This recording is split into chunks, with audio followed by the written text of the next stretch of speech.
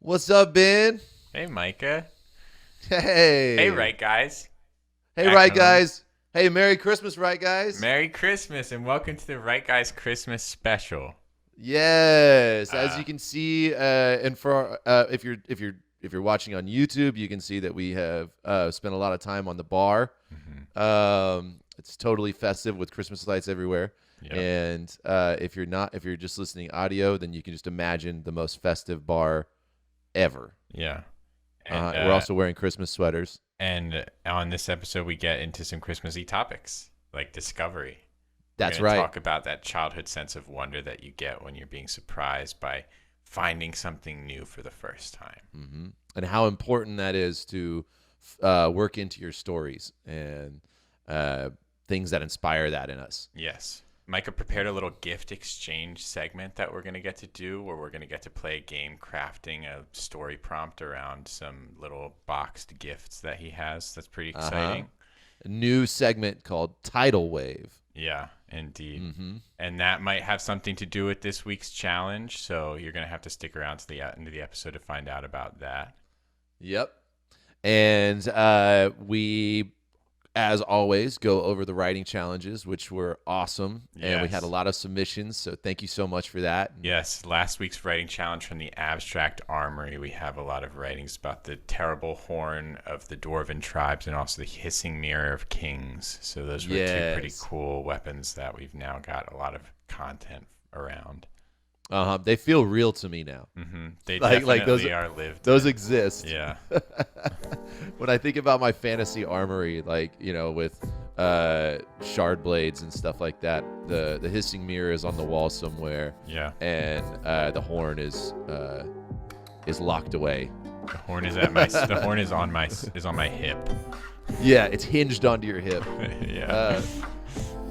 Yeah. So without further ado, this is episode 4. Yeah, let's jump right into it. Let's go.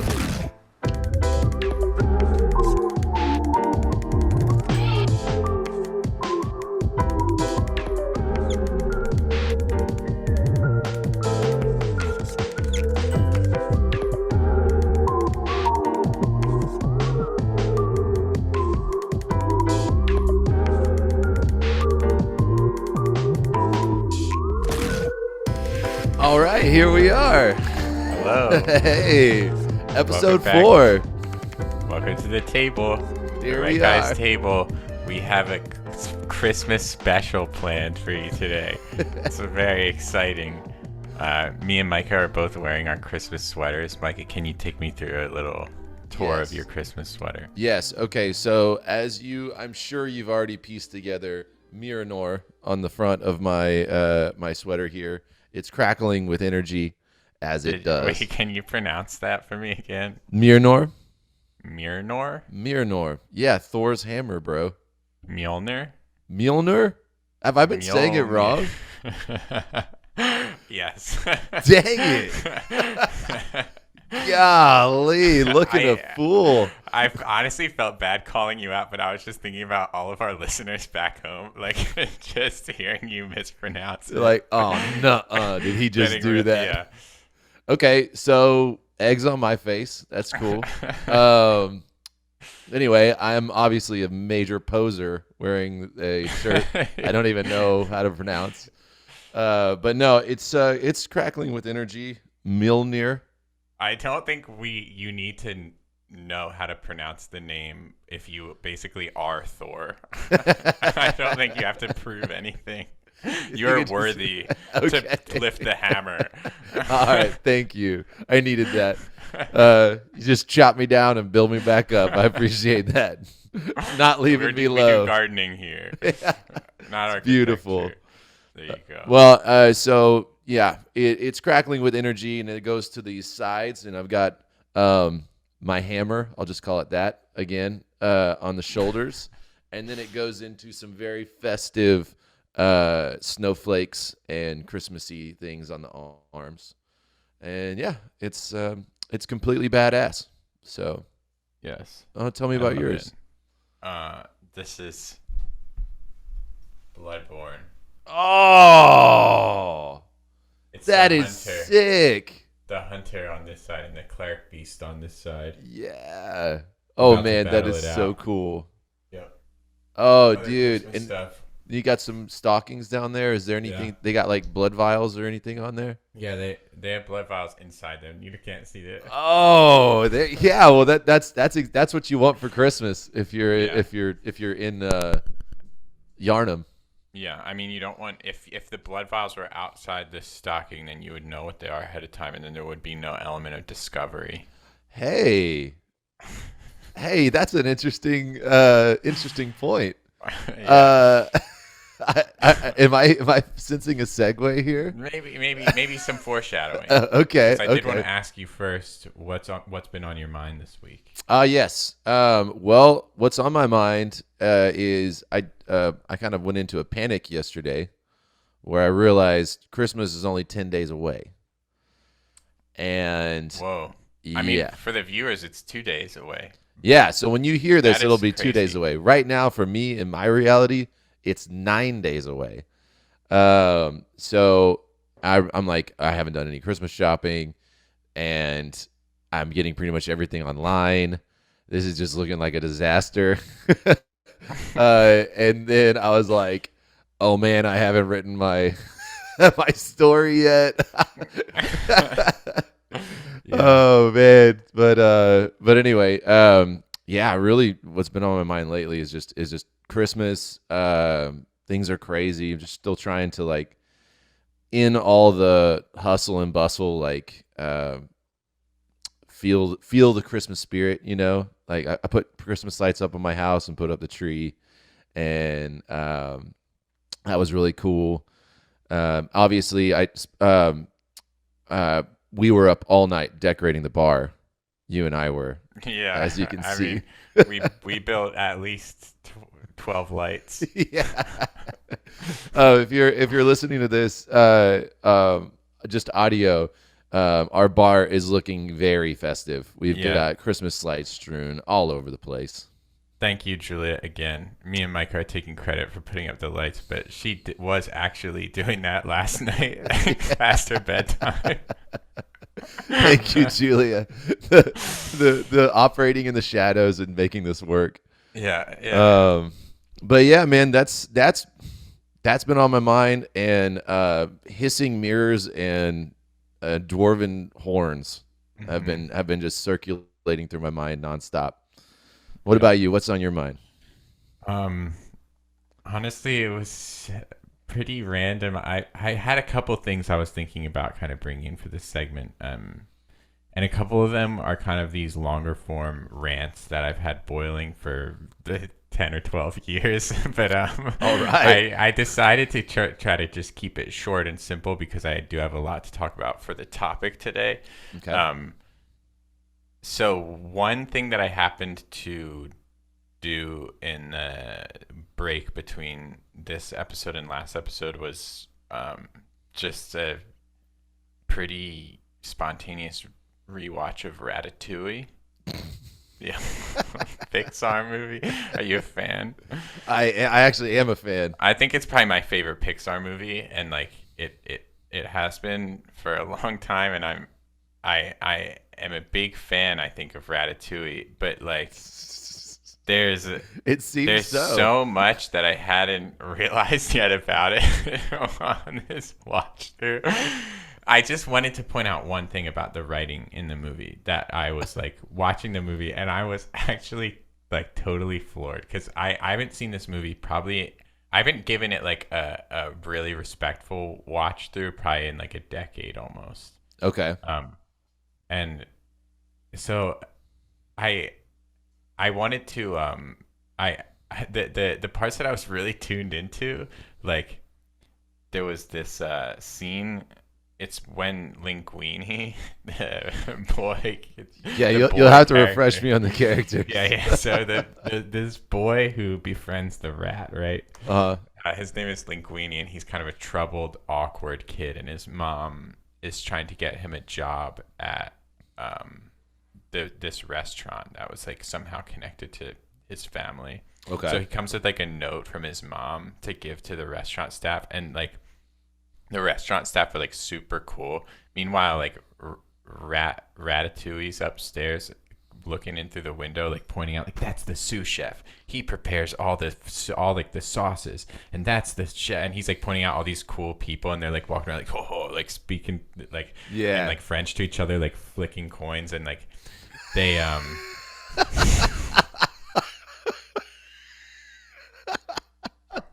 Is that just definitely not part of it? Typical expression. This is an expression that Frenchies automatically came out of my mind for something cool. Well, flipping a coin is certainly cool. So. Yeah, dude. You know these guys are badasses because they're walking around. Man, do they flick one of those coins in a jukebox too? Because that's the only step up from flipping it in your hand. Dude, that would be so cool. Okay, so utter badasses.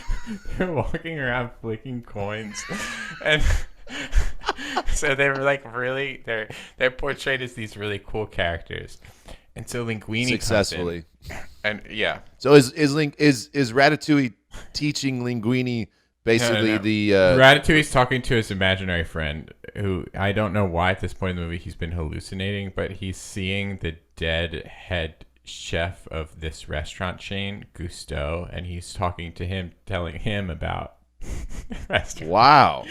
Wow, that's deep. Okay, there's a lot of layers. At this point, they've had about 25 minutes to build up these elements, so you know. Okay, all right, let's keep going. Concept. This is great. So, Linguini's in the kitchen, and they're trying to contrast his awkwardness with the smoothness of how the kitchen is run, especially in the scenario where he's asking for a job here. Trying to show how out of depth he is, not only socially, but professionally in every possible way. And his, like, the lines, of course, the writing, this is shown in, you know, he's stuttering. It's in the acting, too. It's in the performance. And it's in, like, the way he talks, the things that he's saying. It's in the, like, not only word choice, but also, like, the conversational direction that he goes being awkward. But, like, overall, the way it's written is to rhythm. And when all the cool chefs, whenever anyone who's part of the restaurant is talking, there's like this jazz, like this like French like jazz type like music going on in the background, right? And it's like it is in step and like on rhythm when cool people are talking, and they're talking on rhythm. They're talking fast. Oh, that's getting cool. Their points across like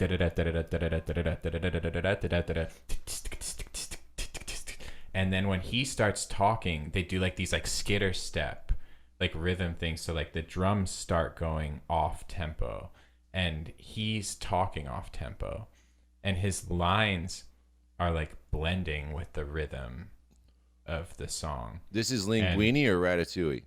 Linguini, like being awkward as part of this sort of not really even job interview, just showing up, kind of asking for a job with an envelope. And I was just blown away just watching this scene. Like I stopped being able to pay attention to what the lines actually were. I was just hearing the rhythm of it, but like just tuning into that and feeling that out in the scene was like knowing that whoever's acting it out is not only following that rhythm, but also following the lines and the emotion of what they're saying, and just kind of blown away at how many layers there are. That's really cool. So while he is kind of stumbling through this interview, the delivery and everything is also stumbled, and the music is stumbled, and does it start to clean up? Like, does he start kind of like finding his feet in the rhythm, or not in that conversation? That's just what the scene is, you know. And the it goes in rhythm whenever anyone else is talking.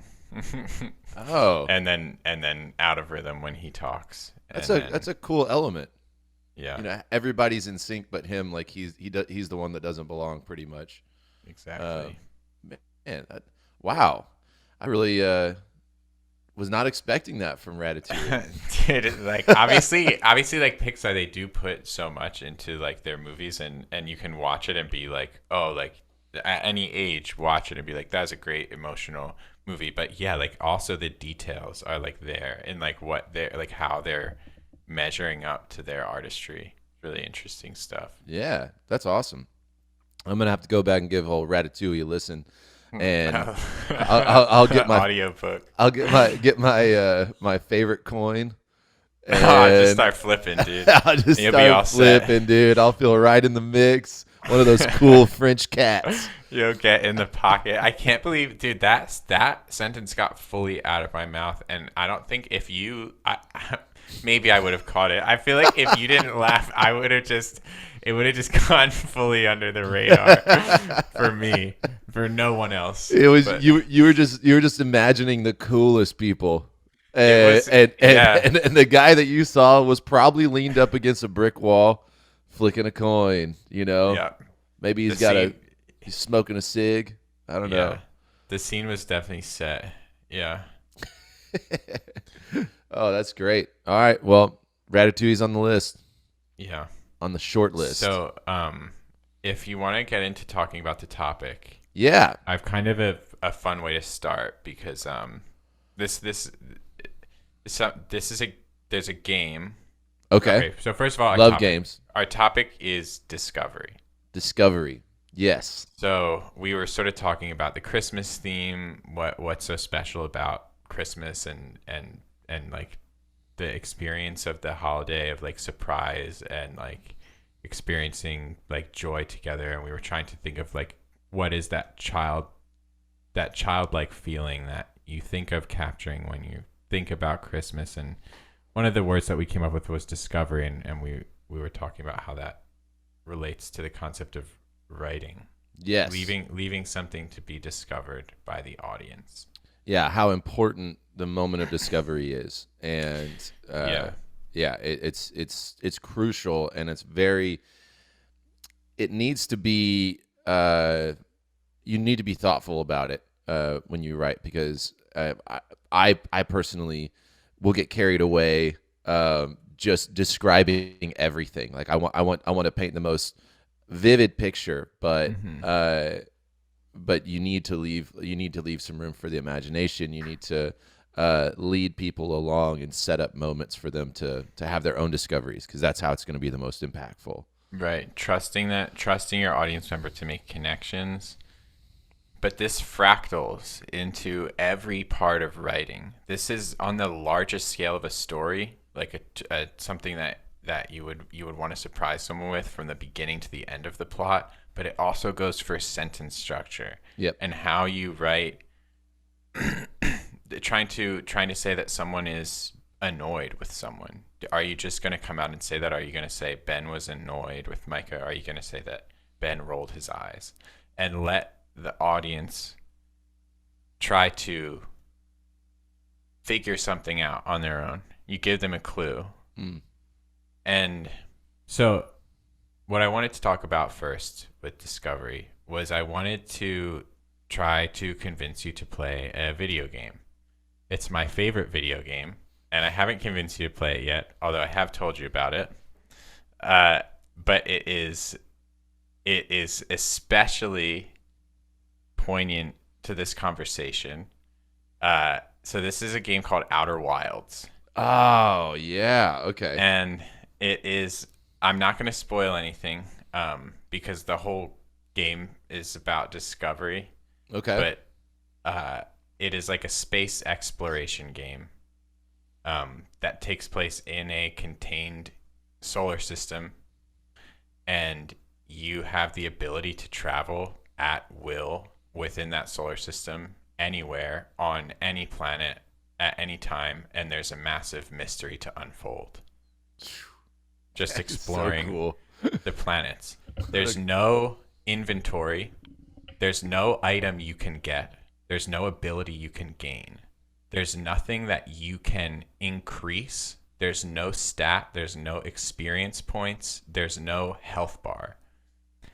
There is just moving through the world with the most basic types of interaction, like grabbing things, reading things, jumping, jetpack, and you just learn how the universe works, the laws of the universe, and you start to uncover how to manipulate that.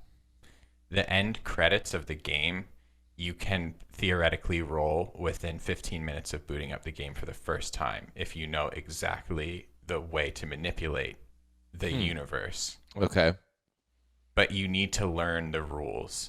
And the game is just exploring this universe to learn the laws of the universe that allow you to create your own like loopholes to solve problems, and you just are part of uncovering a massive mystery that unfolds across an entire solar system. Huh. And That sounds fascinating. I can't wrap my mind around it. it's perfect. Huh. It's done perfectly. Like I have no complaints about the game. It's like they just nailed it. And so I would beseech you for an element, if you seek out discovery. Okay. There's a lot of discovery in this game.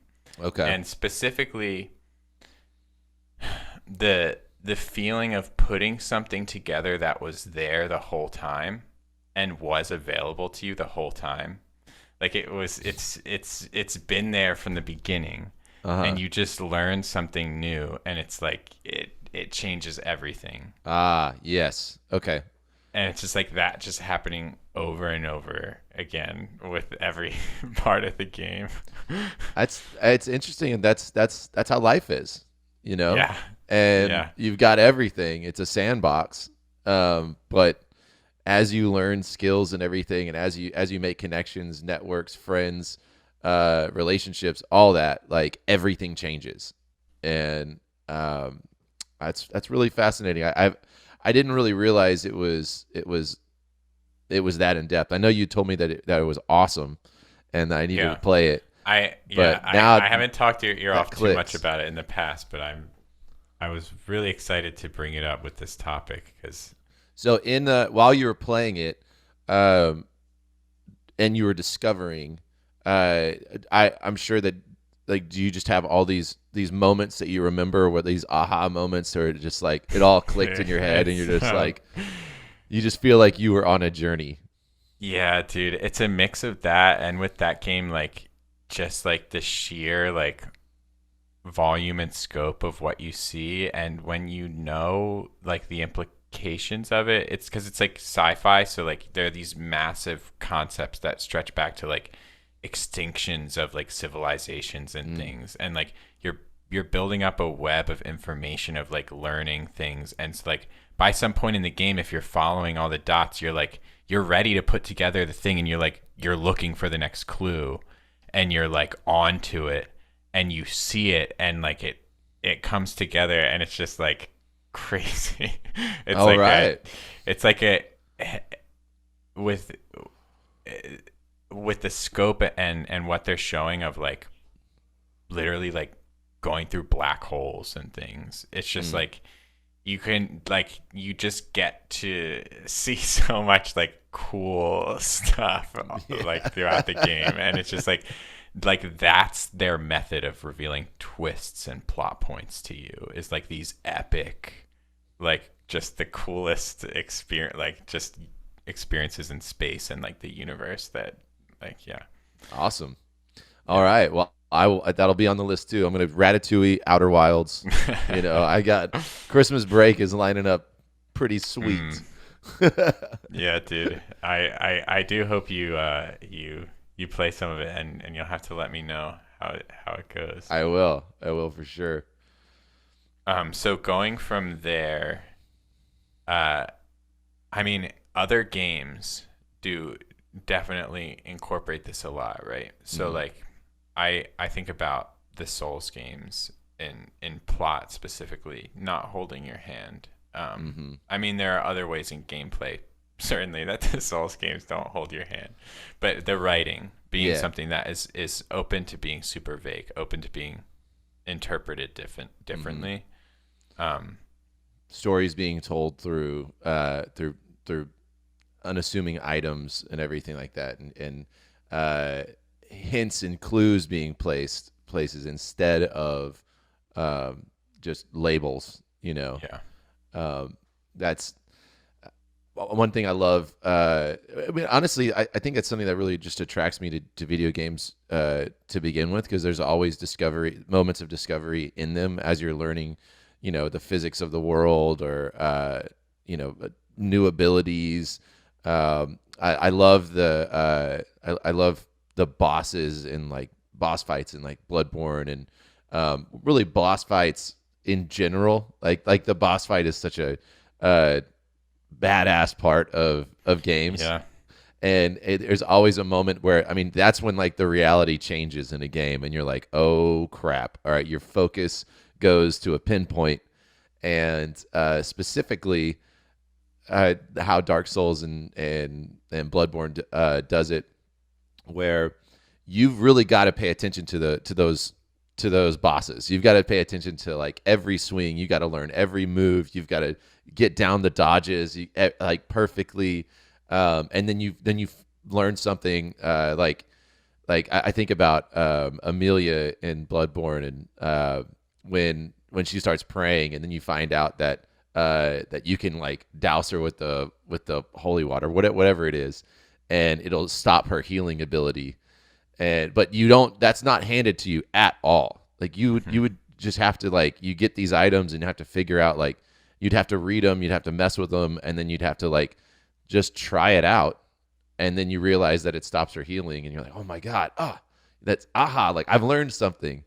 Yeah, and it's like that's something that the clues are there, because it is an item that stops healing, and it's advertised as that. You can use it on other players in PvP, and it stops them from being able to heal themselves. And so, like, seeing a boss heal, it's reasonable. Yeah. To think that you might want to do it, and it's like there's enough of an impetus there. And what's really great about these games is they push you tactically to the edge enough that you get desperate enough to try things. Yeah, true. Yeah. After you die like 30 times, you're like, okay, trying something new. I'm just gonna walk in and check this out. Yeah. Oh, that didn't do anything. Or I remember one like getting like a poison knife or something like that, and one boss I was just like, I can't figure this out. But I hit him with the poison knife and realized that his massive health bar ticked down a little bit, and I was like, I can run away though.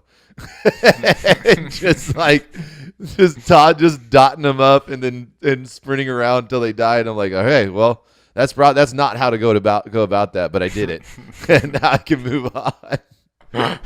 Well, so tell me about how these moments of discovery have affected your writing, like how experiencing these things in games, how is that kind of come over to your writing when you're talking about stories and things like that.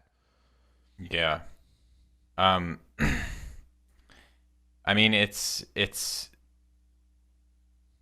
the element of surprise, right? So it's like it's universal in some ways. The taking inspiration from Outer Wilds, like there's the moments that strike me from the game when you have those sort of grand discoveries are like the majesty of it. Like I don't really know what other word to use. It's like magical and like awesome and crazy. Yes. So I think that taking that sense of awe as an inspiration point, like I don't know how to bottle it. Yeah. But like but I can go back to those moments and be like, if have you heard of Oblique Strategies? Uh-uh. It's like um, a creative block, like for defeating creative blocks, like a technique that you can basically it's cards that are like prompts, Oh, and basically they have no specific meaning. They're just phrases to get you thinking about things. Like fake it till you make it would hmm. be one of them. My favorite oblique strategy is twist the spine. So Twist the like, spine. yeah, at different points when I'm stuck in storytelling, I'll just think of that phrase and be like, let that be the guiding flag Hmm. that gets me to my next scene. How does that play out? Like what do you mean Twist the twist the spine is spine? brutal, dude. It's just like take the most painful part of it and make it worse. Like it's like I think of it as like literally grabbing that bone and rending it. Okay. So like and what do you mean like as in like So, writer's block? You have writer's block oh and no, then so like in whatever scene I'm working on, okay. it's like, and I don't know what to do next. Twist the spine is like you have to make it more brutal. More dreadful, like whatever's happening, Yeah, just try you have to find the pressure point or the pain point and ah make it like just an abomination. ooh, okay. I like that. I see. Yeah. That's Uh, cool. Where so where'd you twist the where'd you spine. find out? So Is that something you can buy? Like you can buy oblique strategy card sets. I learned about it in a screenwriting class. oh wow, okay. Um, So this has been around for a long time?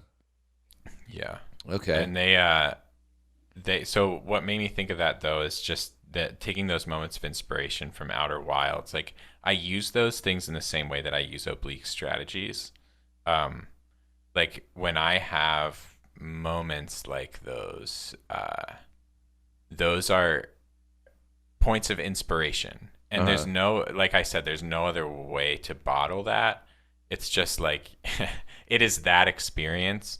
And so I can sort of that my oblique strategy way of understanding that would be to just like relive it in my head and to try to take that feeling that it gave me Uh-huh. and work my way backwards of trying to, to create something that has the same gravity or sense of awe. And maybe that ends up being like, maybe I also am subconsciously pulling something visual from whatever scene I was thinking of, or pulling some Right. audio thing, and that's another part of the creative process. But Well, it seems like all of these things like whenever you come across a moment of discovery, I think what's really happening there is you learn a new depth to the world that you're in or that you're experiencing.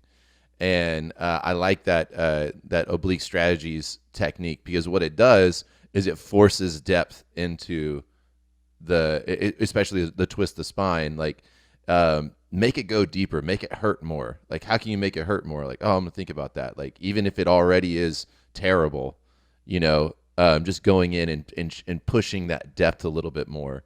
mhm. The whenever you come across it in a video game, uh, like I remember like playing Super Mario 3, and when I found that you could run behind the map pretty much, like there were certain ones that you could run behind. I was like, my mind was just blown because all of a sudden, what was fact to me is now manipulable. Is now different. Like now that I'm like, oh my god, well if I can run behind the map here, can I run behind the map everywhere?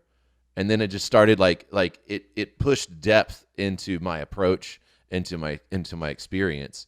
And I still love moments like that and I chase moments like that whenever I'm uh, uh, playing video games, or I love moments like that in movies where you learn like a new depth to a character. You think you're dealing with a really shallow character, um, who's just one sided and always does the same thing, and then it's like, and then when they reveal depth and you get to know them, that's also I feel like that's intrinsic in us with relationships.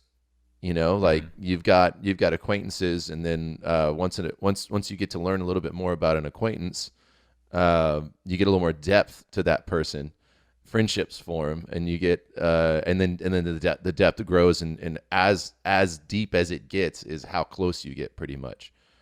That's really cool. Yeah, it's like dimensions, opening new dimensionalities. Like yeah, realizing Every, that you're in a bigger space. yeah. I think with relationships with people, especially, it always feels like exponential to me in a kind of dimensional way. Like taking something to the next, like taking a single dimension line, turning it into 2D. Yeah, it's like such a huge jump. Taking that to 3D is another leap. Taking that to 4D. Let's 4D. go there. Hey man, I actually experienced 4D once. Yeah. Uh-huh. I had a. Oh yeah, go on. It was at, I think, Universal Studios, and it was a Muppets movie in 4D. Yeah. Yeah. So what was the fourth dimension that they were calling upon?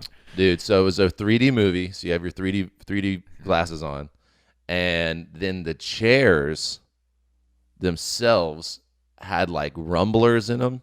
Ooh. So you felt everything happening. That's a dimension. And one of them that really got me was there's this moment, I think it was like snakes or something like that, like a bunch of snakes like crawled into the audience. That's what it looked like. And the seats had these little air tubes on them that like they were like floppy air tubes that you didn't know were there. And then all of a sudden they just go psh, like that, and they like whip between your legs. like kind of they just kind of basically graze your legs, and everyone loses it. And I was like, man, 4D is legit. Yeah, Muppets did it. Premiere movie experience. And talk about like, oh my God, anything can happen. I've never had this happen at a movie before. What else is gonna happen? Yeah. I think in writing, once you experience you're focusing on experiencing these things, focusing on like your experience with Outer Wilds, like how that made you feel and how impactful it was. You can go back through what you've written, and it kind of just raises the bar of okay, I know what it feels like, and I want to portray that. I want to give that feeling in my writing. And so you kind of like you write something and then you read over it, and it's like it's not hitting. It's not what's missing here. I need more discovery. I need this to I can't give this away too fast. I need it to be a little bit more vague. We need a little bit more room for imagination. And you just keep tweaking until it's like just right. And you're like, I love doing that. I love just baiting the carrot, keeping that carrot in front and like just walk a little further, boom. Just setting it up. Yeah. Going from there, I wanted to talk about screenwriting in general with this principle, because writing so there's this people say show don't tell, right? Everyone says this in writing. If you haven't heard, you've heard it here first. Yeah. show don't tell. And the concept in general, I think there's a lot of misconceptions around the concept, but also a lot of good info around the concept. It's basically discovery. It's exactly what we've been talking about. Yeah. It's like, don't just show your whole hand and walk them along like by the nose through every detail about your story. Like, let there be suspense and mystery and discovery, and let the reader come to certain conclusions on their own. Like, don't spoil your own story. Yeah. And that's like, yeah, like it's spoiler, right? Like, that's like telling someone what happened in something. So like, I had every episode of Game of Thrones spoiled for me somehow. And now it's just hearing people say it. Yeah. But I could have seen it shown. And right. And so showing something is like the preferable method, and it's actually pretty different, I think, in each like art form what showing ends up being. And this kind of ends up being, I think, a big part of like whatever the artistic currency is of that medium. But with writing on the most basic level, this can be a confusing concept because either way it's words. And so how do I show something and not tell if I just have words? Right. So it's like imagery, leading in, like I sort of explained before with the eye rolling example, showing that someone is like dissatisfied, Yeah. giving an eye roll.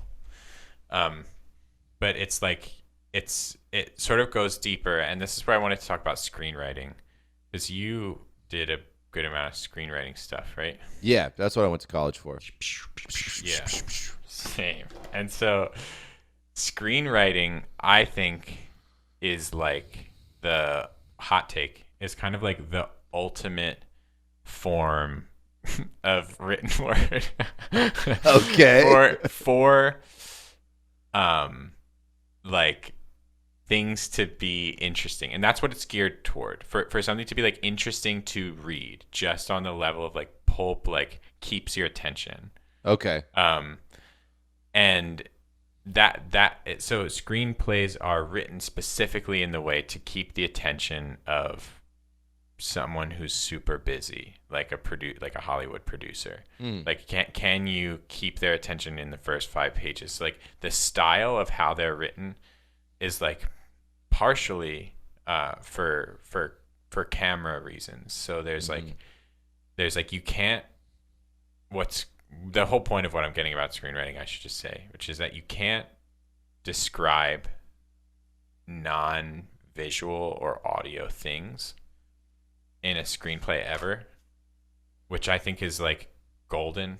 And that's how I sort of try to take a lot of my writing exercises.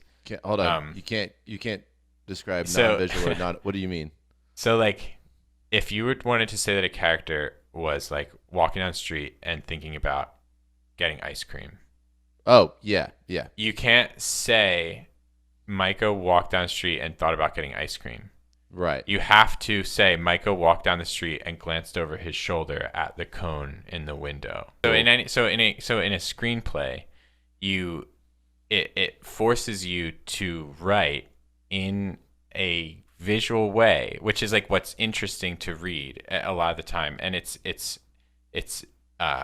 action based. Yeah. So like it's oriented toward action being interesting, which is like what's interesting on camera, because you can't just have like a conceptual discussion of logics on camera.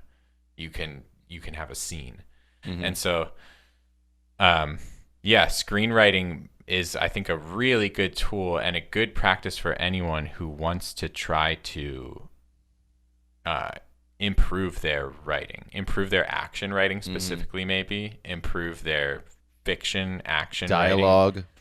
Yeah, and dialogue, conversation too. But the way it specifically restricts you with descriptions is, I think, like really helpful, and I think it puts your head in a different place, because you can sort of say show don't tell, and then you start writing, and then it's like, well, I want to say the part about how he's feeling, so I end up writing it in. But like in a screenplay, it's like it's not on camera. Yeah, like, you can't. If he's defeated, you can't how are you going to show that he's defeated? How's the audience going to know that? Like how? Yeah, you have to direct the actor to act in a way that is defeated, or exactly have them in the circumstance or the way the delivery of the lines, and it's all got to be there in the script.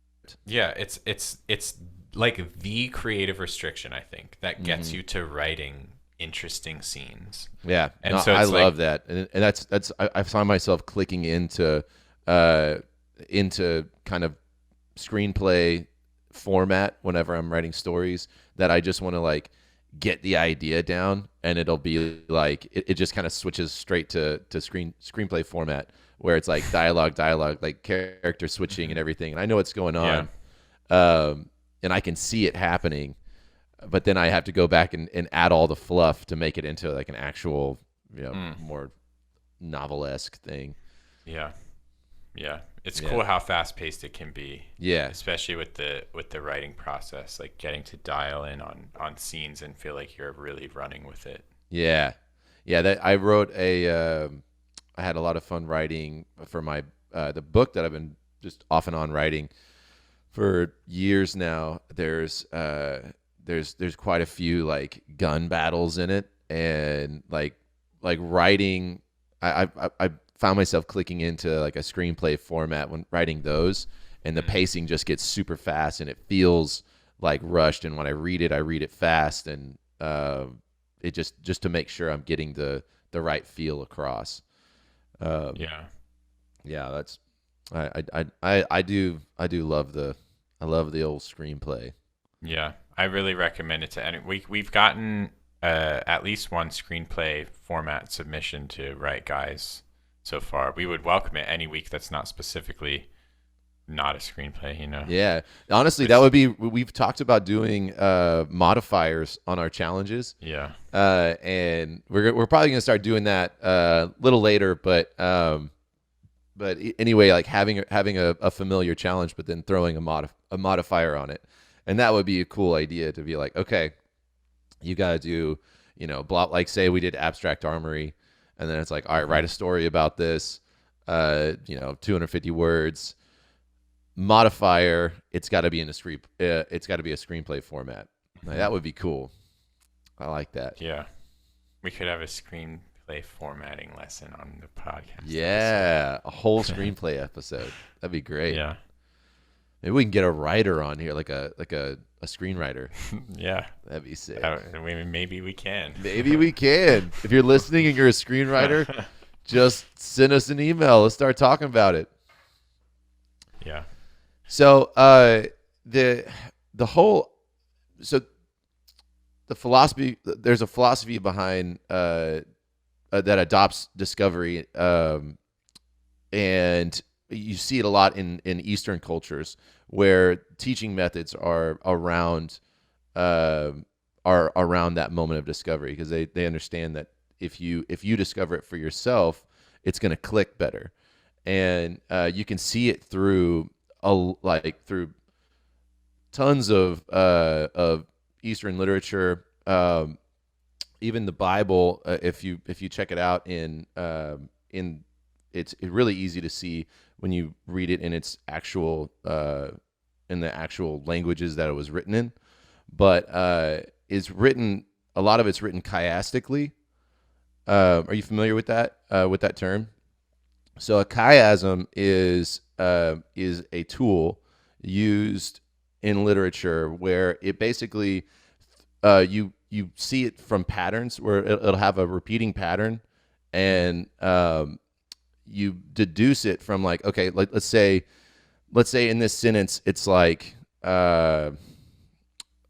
like something repeats, like, okay, and they said, and they said, and they said, and it was good, and it was good, and it was good, and they blah, and the blah, and okay. like something like that.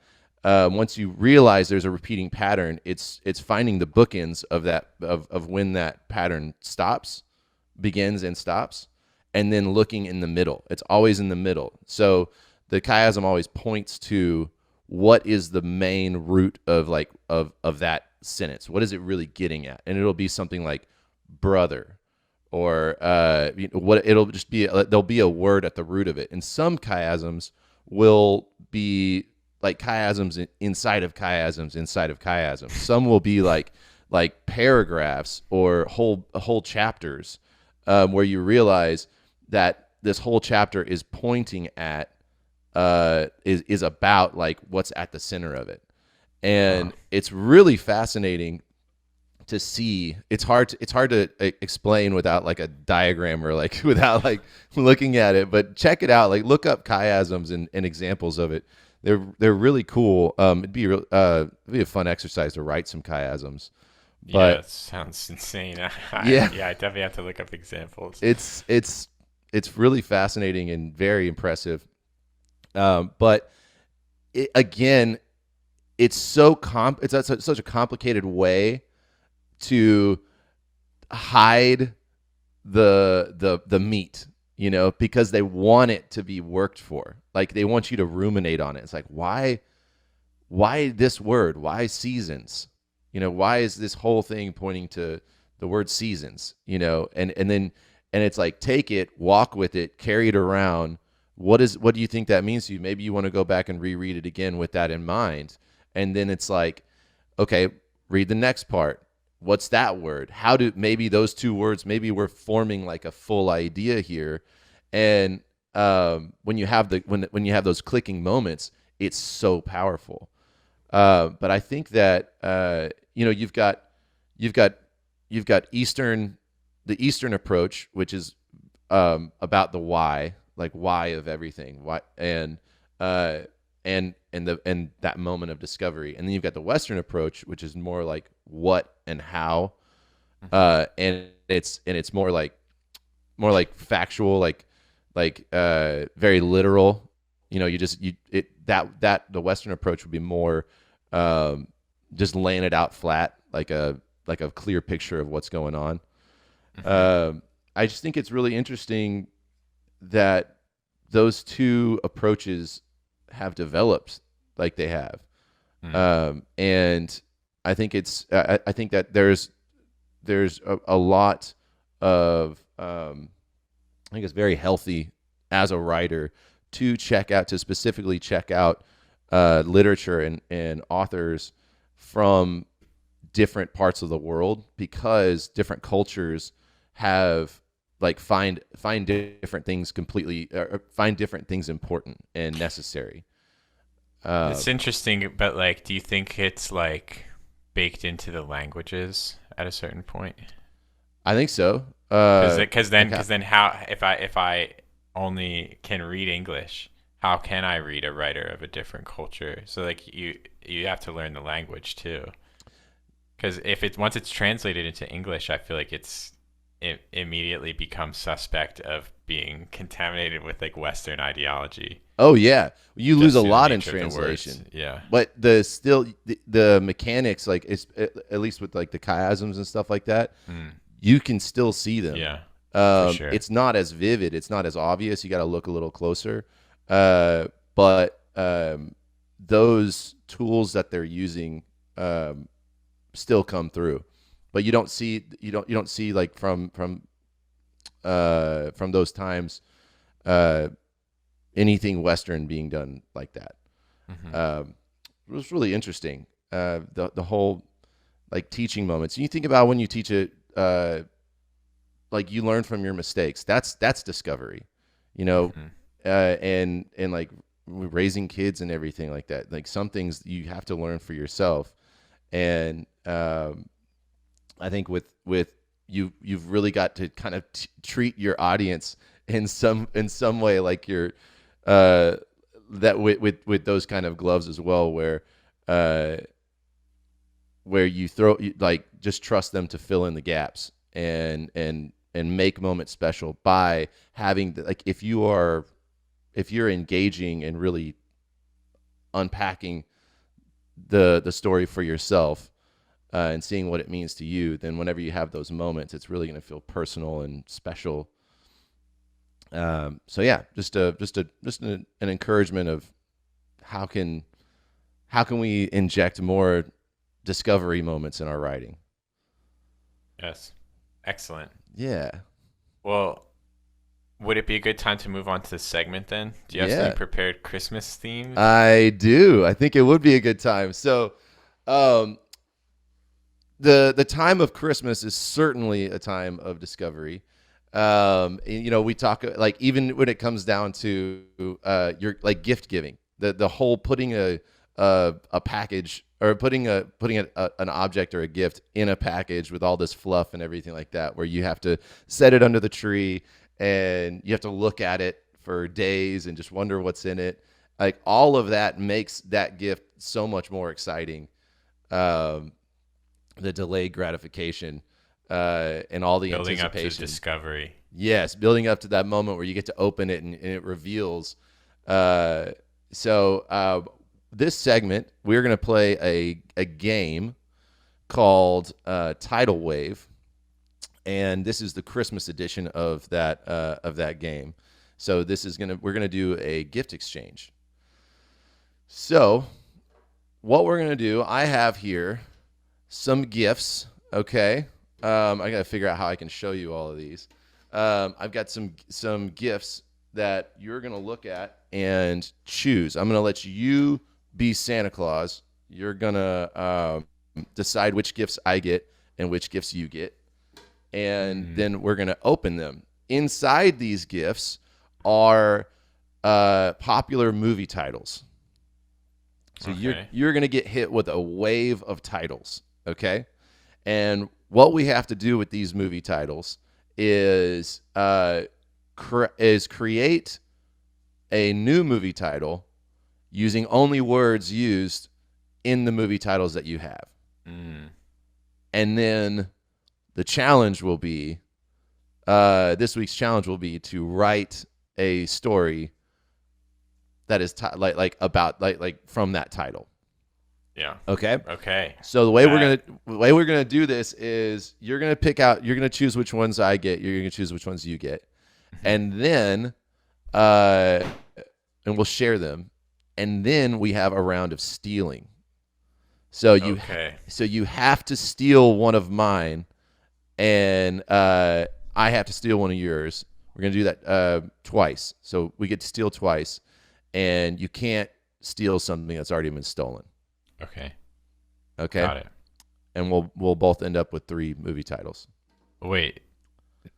So really, the first 3 that we get, we're only gonna keep one of, no matter what. Yeah. Okay. So I should give you the ones I want and take the ones that I want you to have. Well, no, you're not gonna know because these are. I'm saying based on the colors of the boxes. Oh yes, yeah. If you think the colors of the boxes have anything to do with them, they're important to me, Micah. Okay. Well, I don't want to take the experience away from you. So, okay, so let me see how I can show you these. Okay, so we have. I'm gonna back up, and why don't you describe to the listeners what you're looking at here? So we've got. All right, so take mental note here. We have. These are awesome little Christmas tins. So we've got a. Okay, here I'm balancing these. This is crazy. Hold on. Hey. Ooh, okay.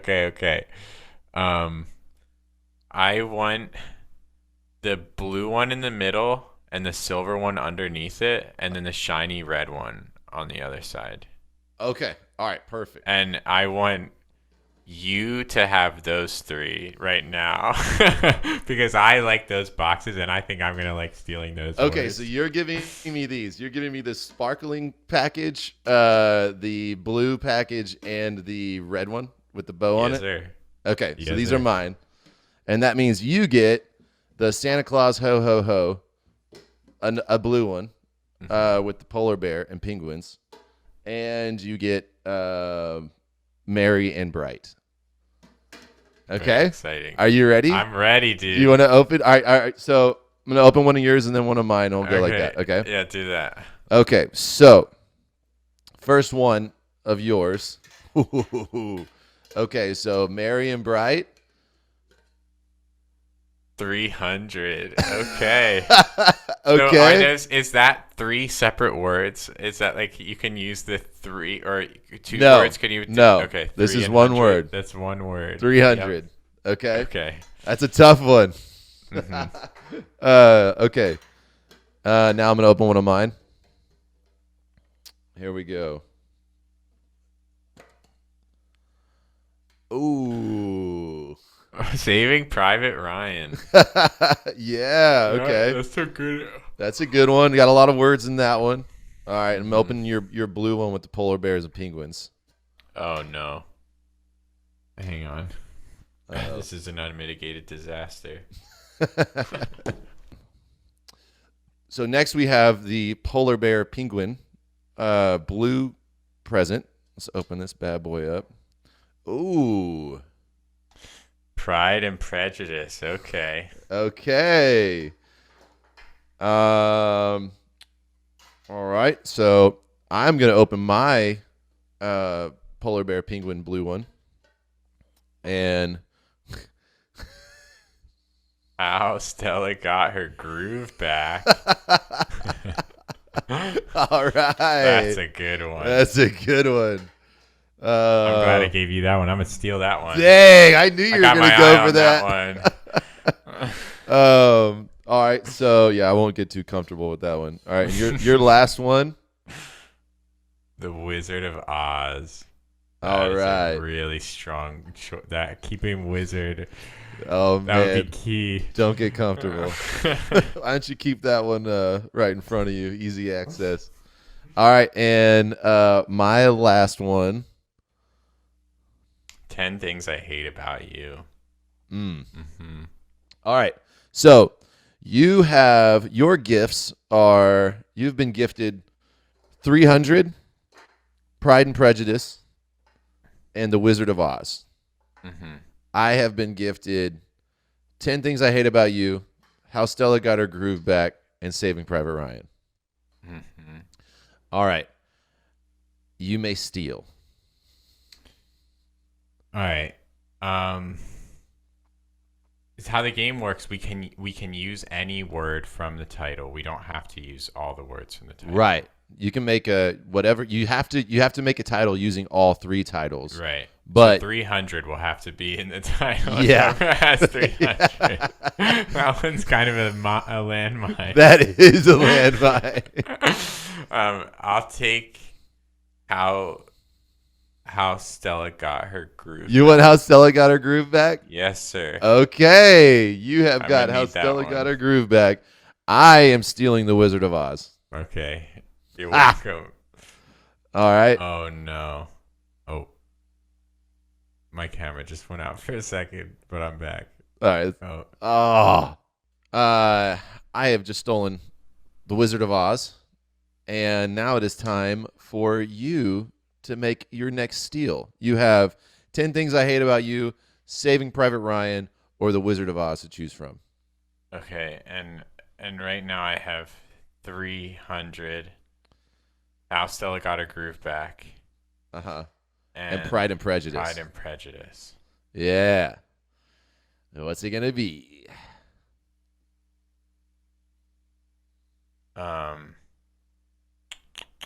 You can't steal The Wizard of Oz. So you're really choosing between Saving Private Ryan and 10 Things I Hate About You. Yeah, I will take Saving Private Ryan.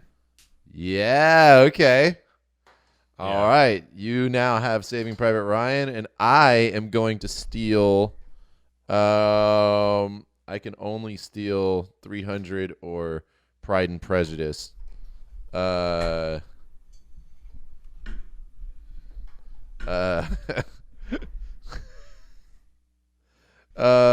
I'm taking Pride and Prejudice. You're stuck with 300. That's okay. Okay, so I have 10 Things I Hate About You, Pride and Prejudice, and The Wizard of Oz. You have 300, Saving Private Ryan, and How Stella Got Her Groove Back. And we have to make stories out of these. Yeah, we have to make titles. Yeah, I got to make titles. So what are you thinking? Like, what? First of all, for the challenges, do we want to just give people these full pools and let them come up with their own titles? Yes. Okay. Yeah. We'll give. All right. So for there's the challenge, there's the Ben pool and the Micah pool. Yes, and you can choose from one of those and make up your own. All right. So the Ben pool is 300. How Stella Got Her Groove Back. How Stella Got Her Groove Back, and Saving Private Ryan. Yes. And Micah, your pool is? And my pool is The Wizard of Oz, Pride and Prejudice, and 10 Things I Hate About You. So where are your gears turning right now? You got any ideas? So I'm flowing? Yeah, I'm thinking like a super almost techno groove futuristic, like Saving Groove 300. And it's like it's this like futuristic like dancing sci-fi scenario. Oh my god, yes. Wait, say it again.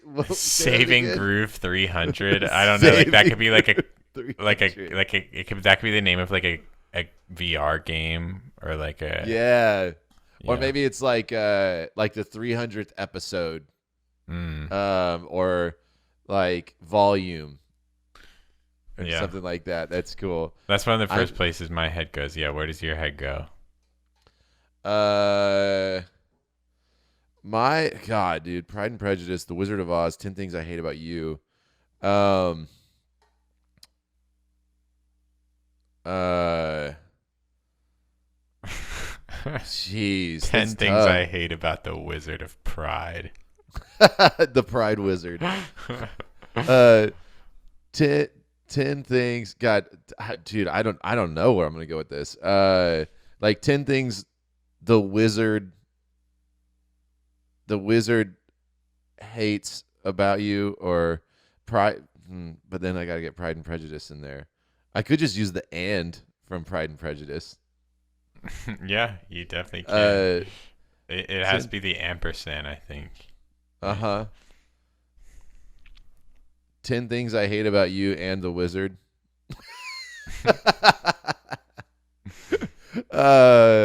The wizard, you. Ah, man, I don't know. I'm gonna have to really cook on that one. Yeah, I mean, like those are all prompts, right? 10 things I hate about you and the wizard. Like you really have your basis there. So like Uh huh. it does the trick. It's That I mean, that would do it. I mean, that's right. that. But I don't really. I don't know. I want to chop up 10 things I hate about you. I don't want to be like so Hmm. straightforward. Yeah. Um. Yeah, like I have Uh. Stella and Ryan. Could do like Stella got Ryan private groove. 300. 300. I forgot you have yeah. 300 Stellas. So do we want to toss on that there's like a that you can have the liberty to like make something plural or Like possessive? modify the Yeah, words. like No, you cannot. wizards. It's got to be straight. Yeah, that it's way that would give way too much leeway. I feel like then people can just make anything they want. Okay. You gotta use the words. Okay. All right. So how many words do we want to? What's the word count limit on this one? I What would do you think is a say good word count? yeah. So last time, I think, uh, we we went back down to 250, right? Yeah, And I felt it. Like it was it was tough making something happen with the scene. Like I dude. crunched and crunched it again and crunched it again and crunched it again. Like I I would love to go back to something like the 400 or 500. Something more comfortable. Yeah, where it's like with 500 it was like yeah, right when I got to it it was feeling like yep, this is where I just rounded Yeah. out. Okay. Let's do 400 then. Okay. I certainly felt the 250 as well on last week's challenge. Yeah, I I got think my first one was 370 words. That's like when I finished the story, and then I was like, "Good Lord, I have to cut 120 words now. Are you yeah. serious? Like, what am I gonna do?" And it Yeah. was all like, anyway, we'll get to that here in a sec. But okay, Yeah. so next week's challenge is going to be tidal wave. You are going to create a title from one of the two title pools that Ben and I have formed through our gift exchange, and you have up to 400 words, between 50 and 400 words, to write a story titled whatever you make out of that. So you chop up your titles. You got 10 Things I Hate About You, The Wizard of Oz, Pride and Prejudice. On my side, 300, Saving Private Ryan, and How Stella Got Her Groove Back on Ben's side. Yeah. All right. So moving on, My you get favorite to get part. my favorite part. We're going to talk about these submissions from last week. Which what was the challenge last week? The challenge last week was the Abstract Armory, where Yeah. we had these two weapons that we had built in our segment on our last episode with Shane. And those two weapons were the terrible horn of the dwarven tribes and the hissing mirror of kings. Yes. Okay. So, as usual, we have selected some of our favorites from the submissions. We got a lot of submissions this time, which is awesome. I'm so excited that submissions are picking up and we're getting more and more in. It's just the coolest thing, and it's so fun to read. So we're gonna let's share some of our favorites before we share ours. Yeah. Do you want to go first? Why don't you go first? Okay. All right. This is from Chandler. Okay. Rowan, son of Rory Blacklock, was now sundered from his people. Dusk had passed, and the darkness of night fell heavy upon him as he awoke. The dwarf found himself in the midst of a large encampment of Easterlings. Chains weighed heavy upon his arms and legs, along with the burden of his people. The men of the East were searching for the hidden halls of the dwarves. The line of Blacklocks had remained on the throne as early as the awakening of the dwarves. Many songs had been sung of the mighty deeds of kings before him, and Rowan lusted for songs to be written of his years. Mm-hmm. He thought of escape, but even if possible, no axe would hew enough men to protect his people should their halls be found. The night, starless, gripped him in obscurity, and with a tear he laid his head upon the ground. The tear was hot to his face, but his face continued to feel ablaze, even in the cool night. He clawed through the dirt, ground yet warming, and pulled up a Balrog's horn. Hot to the touch, death itself silently cried out for release from the horn. The dwarf gave a mighty shout. "Valor of Owlay's hammer strike me!" With no hesitation, he raised the horn. Fire purged his lips. Life screamed from his lungs into the horn. For every note that could have been written, 1,000 cast aside. The terrible horn rang sweet to the sound of sacrifice. Ooh, I like that. Thank you, Chandler. Some very nice prose in there. Yes, Chandler, very good. Let's see. I'm trying to find. I loved. He used one of my favorite words. Hew. Mm, I think that's such a cool word. yeah. Like a good one. like hewn logs. Mhm. The just so cool. And he used it as, but even if possible, no axe would hew enough men to protect his people. Mhm. That's badass. Yeah. So cool. What a colorful word. Yeah. Yeah, I think the whole thing is like just perfectly captures a lot of like the vibe of sort of like dwarven fantasy contexts. Like captured that vibe in the names, in the richness of the language. Like the word hue. This is totally a word that dwarves would use. Obviously. Yeah, they It's like, would. and so it's just like the using all the proper nouns and everything, obviously. Okay. Yeah. So great in this work. story, this dwarf is captured, and he finds himself in the encampment of the Easterlings, and basically he's just kind of like weighing out his options and decides there's only one thing to do, and he summons the Balrog. Well, I think he wasn't expecting to find it there. He falls to the ground crying, and the tear is hot to his face when he falls to the ground crying. And it's like this is just buried underground. Oh. And he's finding it because he's in pain in this moment, in this place. And so he touches the ground and he feels the heat. And he digs. And he finds the horn. He just so happens to find this horn like in the encampment. Yes, sir. Got you. Oh man, so he doesn't know what he's getting into when he blows it. Oh no, he does. He does? I think so, yeah. Because it's like it says, "Hot to the touch, death itself silently cried out for release from the horn." That's before anything else. Like he knows what's in there. Okay, I got you. Yeah. That's great. Thanks, Chandler. Thank All you, right. Chandler. Let's see. I am gonna read from. I'll mix it up a little bit and do a. Let's see here. I'm actually gonna read one from Tim, who is my brother-in-law. He made a submission, so I'm excited about this one. So let's see. Here we go. I got it right. Chia.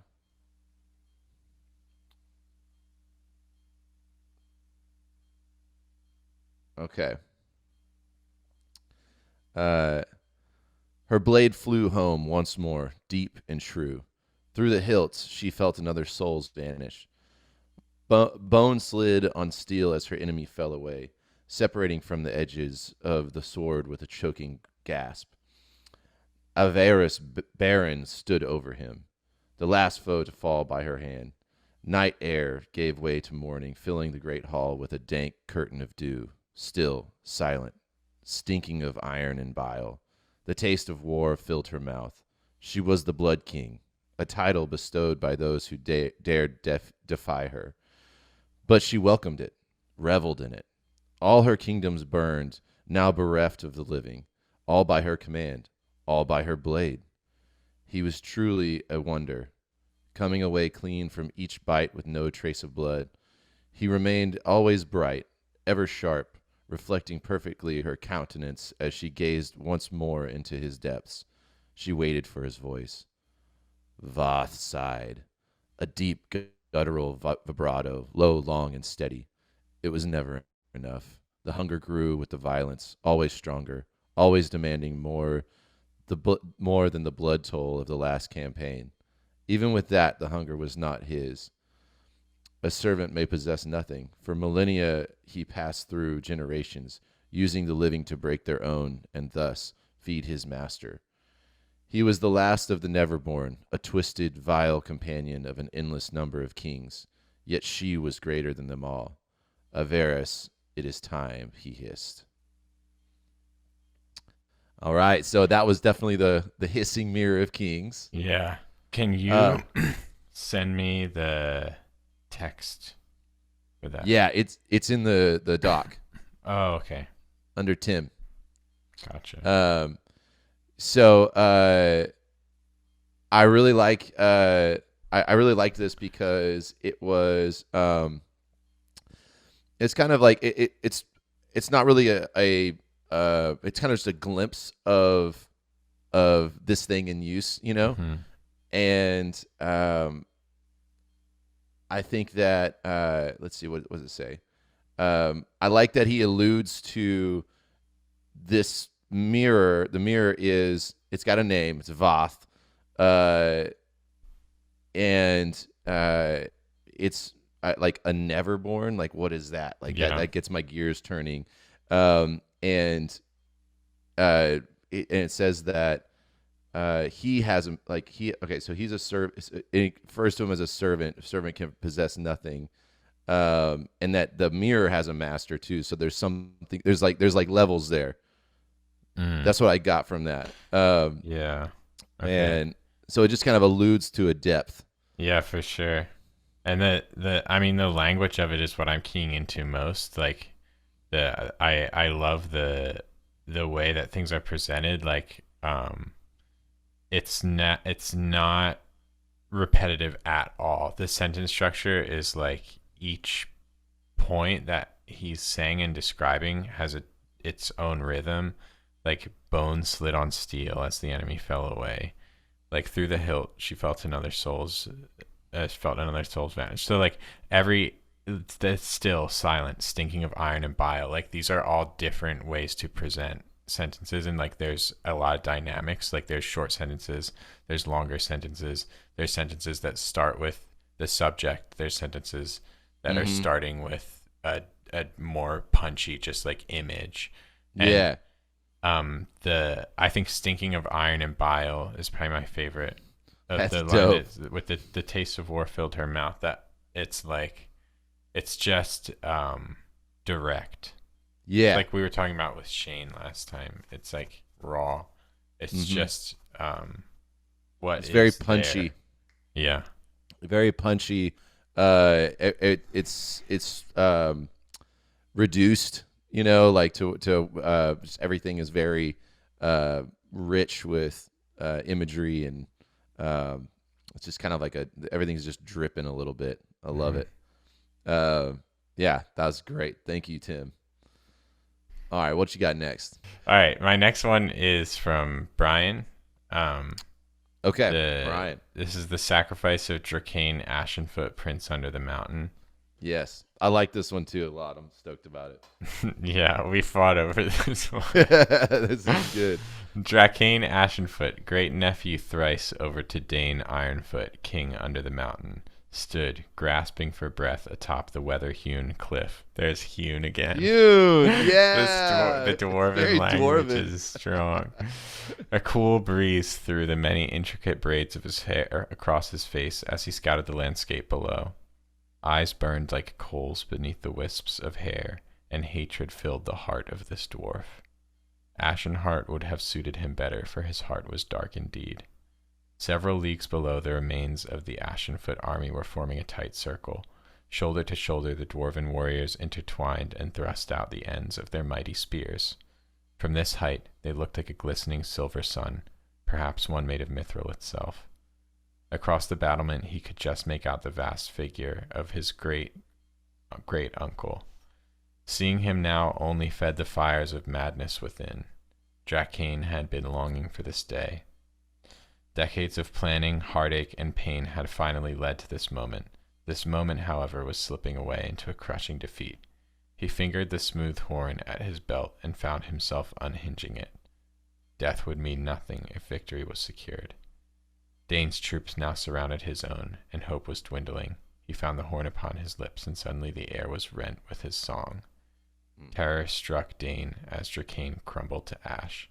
Hot wind struck Dane in the face, and a sharp crack echoed over the sky. A Balrog had come. His doom had come.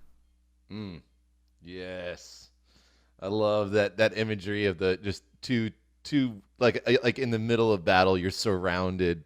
Like that's exactly what I was thinking whenever we made that weapon. And I also really like obviously hewn, big fan. Hewn is great. And I really liked Rent. that. Yes, the air was rent. It's quite similar to hewn. What does rent mean? What is like the separate? Same as like hewn, essentially cleaved, cleave, rent. So like rend. Yes, it's that's the past tense the of root. rend. Yeah, okay, past I got tense. you. Yeah. Perfect. That's cool. And I also liked where he's unhinging the horn. That was cool imagery. That was like just enough for you to see the horn and where it is on his person and how he's like detaching it. Like totally. It's hinged somehow. Like there's some kind of cool latch. There's motion there. Gets the image in the mind moving for sure. And in true dwarven fashion, they've got mithril, or like mithril exists. Yeah, I like that too, where he's like he's talking about the sun glistening, a glistening silver sun, perhaps one made of mithril itself. Like that's just an inner thought. It's not mithril, but that's in his world, and that's something that he would equate it to, something majestic and shining. Yeah. That's cool. I like good lore there. For his heart was dark indeed. Oh yeah, he should have been Ashen Heart for his dark. I like that too. Yeah. Hell yeah, good job, Brian. Thank you, Brian. All right, I got one. I'm gonna read one from JP. JP, let's go. Okay. Do you have it pulled up? Yes. Cool. All right. Remember to be at the spot. I knew that. I came up with the plan and every other plan. Pulling down his mask, bellowing. And stay alert this time. Thud. The door slams. I drive off. I creep around the building. Same routine, just a different location. We've been successful every time before. I'm sure this won't be any different.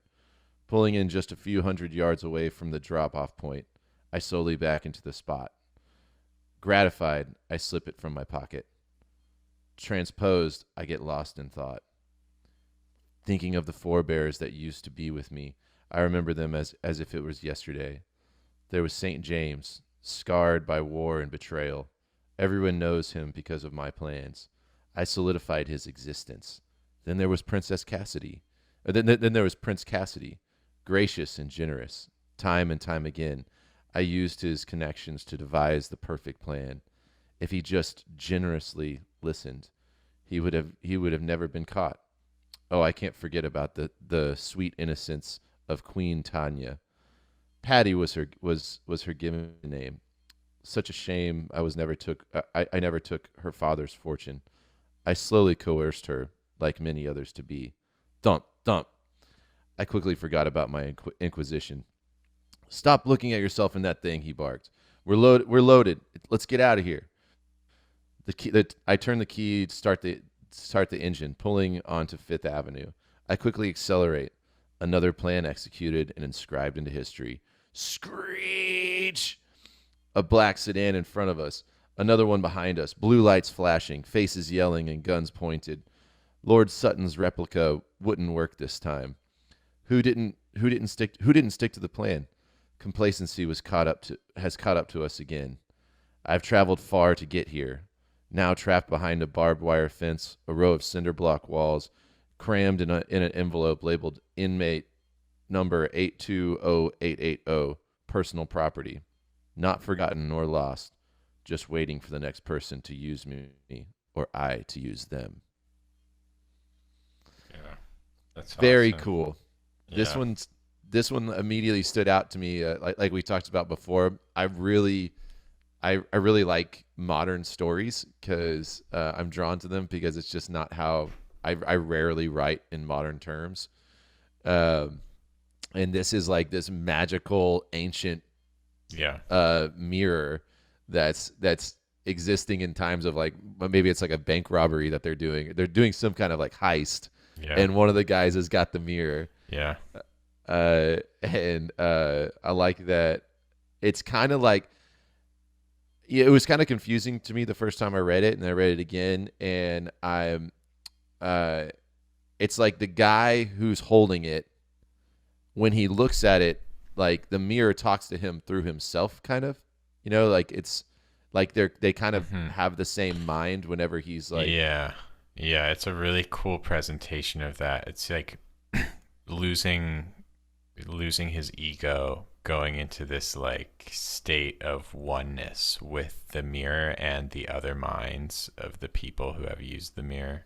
yes, Yeah. like at the very end, when he's like, Lord Sutton's replica wouldn't work this time. Like, what is that? That's just like a ploy that they pulled that mirror pulled with like in the Mm. past one time that Oh, did work. yeah. Okay.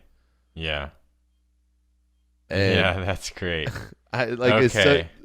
such a nice little sprinkle. Yeah, no, I get it now. Yeah, man. Good job, JP. That was awesome. Yeah, that one is really awesome. All right. All right. What you got? So, my next one and the last user submission that I'm going to be reading is from Ian. Okay. This is my cousin. How Okay. fun. How fun. Uh I love his writing. So awesome. he's been a great writer as long as I've known him, which has been the whole time. All right. Yeah. So Just came out of the womb writing. no, he was a very early inspiration for me for getting into writing fantasy and stuff. Oh, And cool. yeah, he has a keen ear and eye for good fantasy and stories. So anyway, Okay. so Zandalar's eyes peered back at him from below. He stared down as thunder broke and the first drops of rain fell in the courtyard. Rain spattered around him, rippling his reflection as he stood in the growing puddle. He did not recognize himself. Zandalar! Oh. Zandalar! Something whispered. Reaching into his pocket and pulling out the mirror, Zandalar looked at his reflection. His shivering lips moved. We must go. Your time has come. The castle doors swung open as Zandalar entered. The guards on either side of him stood sharply. Your Grace, one of them said as they bowed. Zandalar brandished his sword and slashed, severing the guard's head. The second Ooh. guard stepped back and tripped. When he looked up toward the traitorous prince, there was a sword to his neck. Zan, the guard said, you don't have to.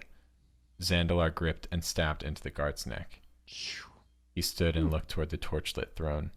With sword in hand, he walked toward his mother.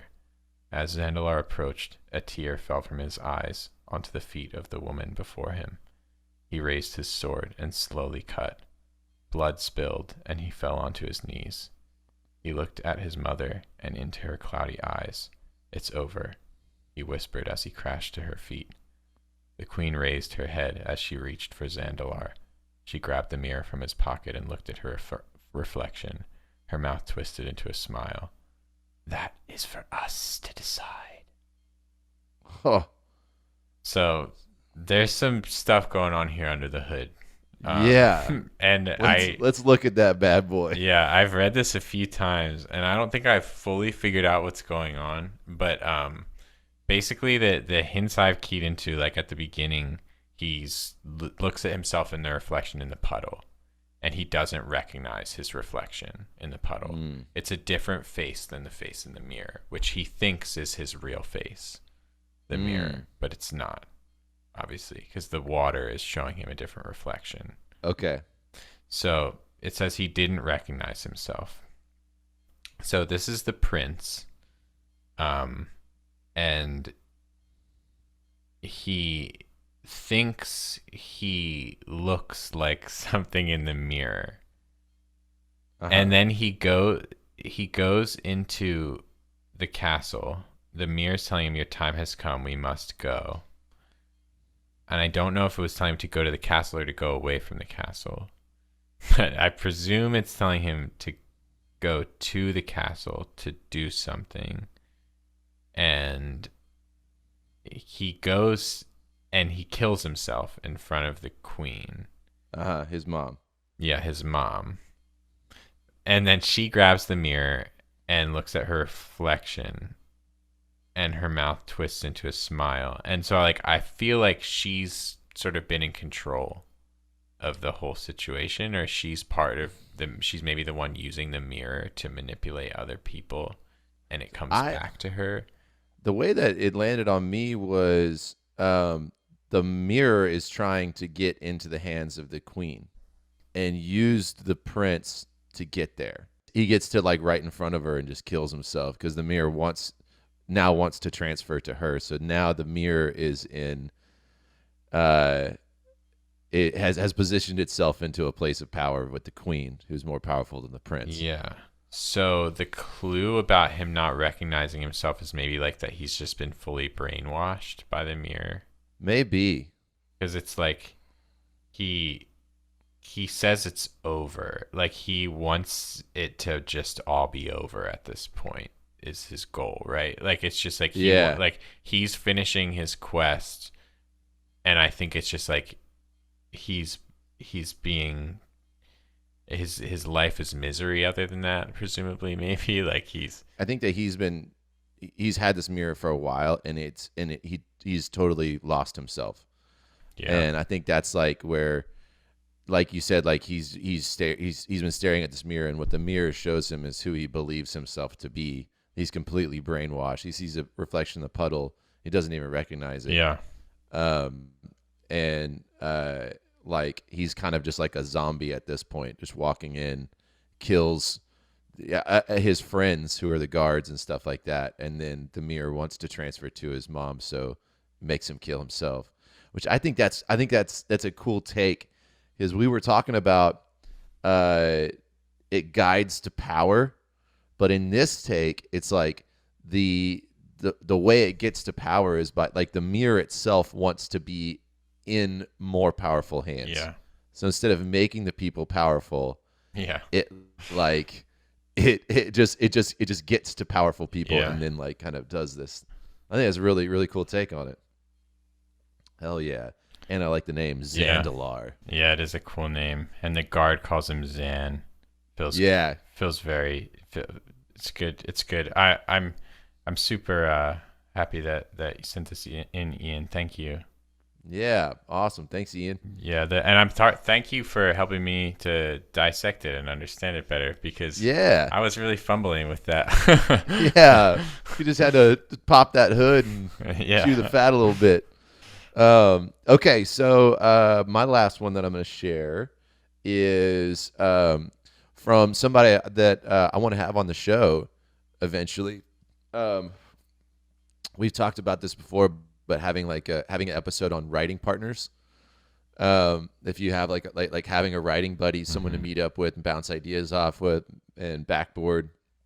So this one's from one of my best friends, Josh, and he has been my writing partner for God, years. Like we lived together for a number of years, and we're always talking, like sharing each other's projects with each other, and like putting them on the chopping block and working them out and everything. So he shot one in. I want to share it with y'all. It goes like he actually sent in two, and I think it's perfect because it actually starts out kind of screenplay written. Okay. So you said the horn is blown and the guy drops dead, in a manner of speaking. Okay, and then a guy with a sword comes in and kills this Balrog? Correct. With a sword? You haven't seen the sword. And he brings quite the armory with him. Things I can hardly... Oh, excuse me. Beth, would you please show the families to the tent? They'll catch cold out there. Families of both the sacrifice and our evening's protagonist. The guy blowing and the guy fighting. I got you. So he knows he's gonna die when he blows that thing. He has spent his whole life working toward this day, dreaming of it. Uh-huh. And the guy with the sword trained his whole life to probably die. He is Templar. Right. Peter, would you tell everyone a minute to showtime? Thank you. Shall we? He gestured to two seats. A man walked out in a kind of tactical armor and helmet, faceplate up. The sacrifice had taken his place near the horn. He wore a relaxed robe down to his ankles and tied at the neck. He approached the horn reverently, placed his lips upon it, and grabbed with both hands and blew. The walls of the arena shook, and everyone covered their ears. With a gust of wind and flame, he was gone. The Templar pressed a button on his wrist, smiled, and his helmet hissed shut. He drew his sword, and as he did, the ground began to tremble. The helmet hissing shut is too good. That's so good. And he's smiling. He's like, yeah. It's just like... I thought this was such a clever take because it's like... this is like... It's like a Coliseum thing. You know, like people are gathering around. This is like a show. They've got this horn that summons a Balrog, and like they're gathering an audience to show this thing, and it starts out with like between these two, this guy and evidently the guy running it. He's like, so what do you mean you're telling me a Balrog's gonna come out of that and he's gonna kill it with a sword? And so this guy knows he's gonna die, right? He's like, okay, and so like just the things going on in the background there, like he's like, oh yeah, trained his whole life for this. He's looking forward to it. Yeah. And then it's like, and the guy with the sword, who's probably gonna die too, like he's okay with this. He knows he's fighting a Balrog, and he's like, yeah, well he's a Templar. Oh right, okay. Yeah. So he's like, and then he's like stopping.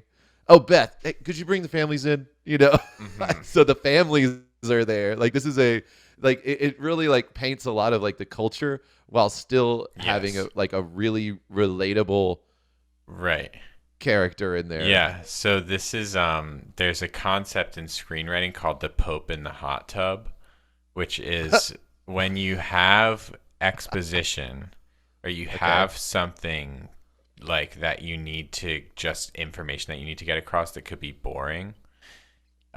There's some movie, I honestly forget what the movie is, but there's a scene where the characters are like just going over the plan and it's like just talking. And so in the background, there's a pope. Like the pope is a part of this story somehow, and the pope is just in the hot tub, like doing stuff, and it's just like something that catches your eye, and it's just like, why is this happening in the middle of this scene? And it's just like in the whole scene, and it's just something that is interesting and going on. So this is like a slightly different concept where you're making exposition interesting, right? That's the overall thing I'm talking about. Okay. God, I was like, what's the Pope gonna do? So they're just like that's a way. So like that scene is just like many people consider it a successful example of making exposition interesting. Gotcha. And so like in that scene is a hit in that movie or whatever. I don't know. I haven't seen it, but like in theory, whatever screenwriting book I was reading in college told me that was a hit. And it's like, yeah. So finding ways like using fun language and the scene and the setting, like showing those little bits of culture and everything else through this lens of something relatable, like this character who's talking in a way that we can like latch onto. Yeah, it's kind of like throwing an everyman into giving an everyman a voice in a scene who's as confused as we would be, while everybody else is like totally confident going about the role. And just like I love that play. And Josh is really good at writing with this kind of sarcastic, like a lot of his stuff has this kind of like sarcastic twist to it, and it feels like he's playing with you. Yeah, exactly. It's kind of fun, but he paints like these like dangerous pictures, but always has some wit in it too. Like there's a little comedic element there too. Yeah, I love that. So great job, Josh. Thank you, Josh. All right. So I think it's time for us to share ours. Ooh, I guess I should go first. Okay. All right. What did you choose? The mirror. You chose the mirror? I wrote about the mirror, yes. All right. Let's go. Oh, I got to follow on. Oh, man. It's called Devil's Wager. That's a tight title. I got to start titling mine. Oh, yeah. I don't know if I was mentioning the titles of the ones as they came up. It's all good. Too late now. All right, go for it. All right. So this one is called Devil's Wager.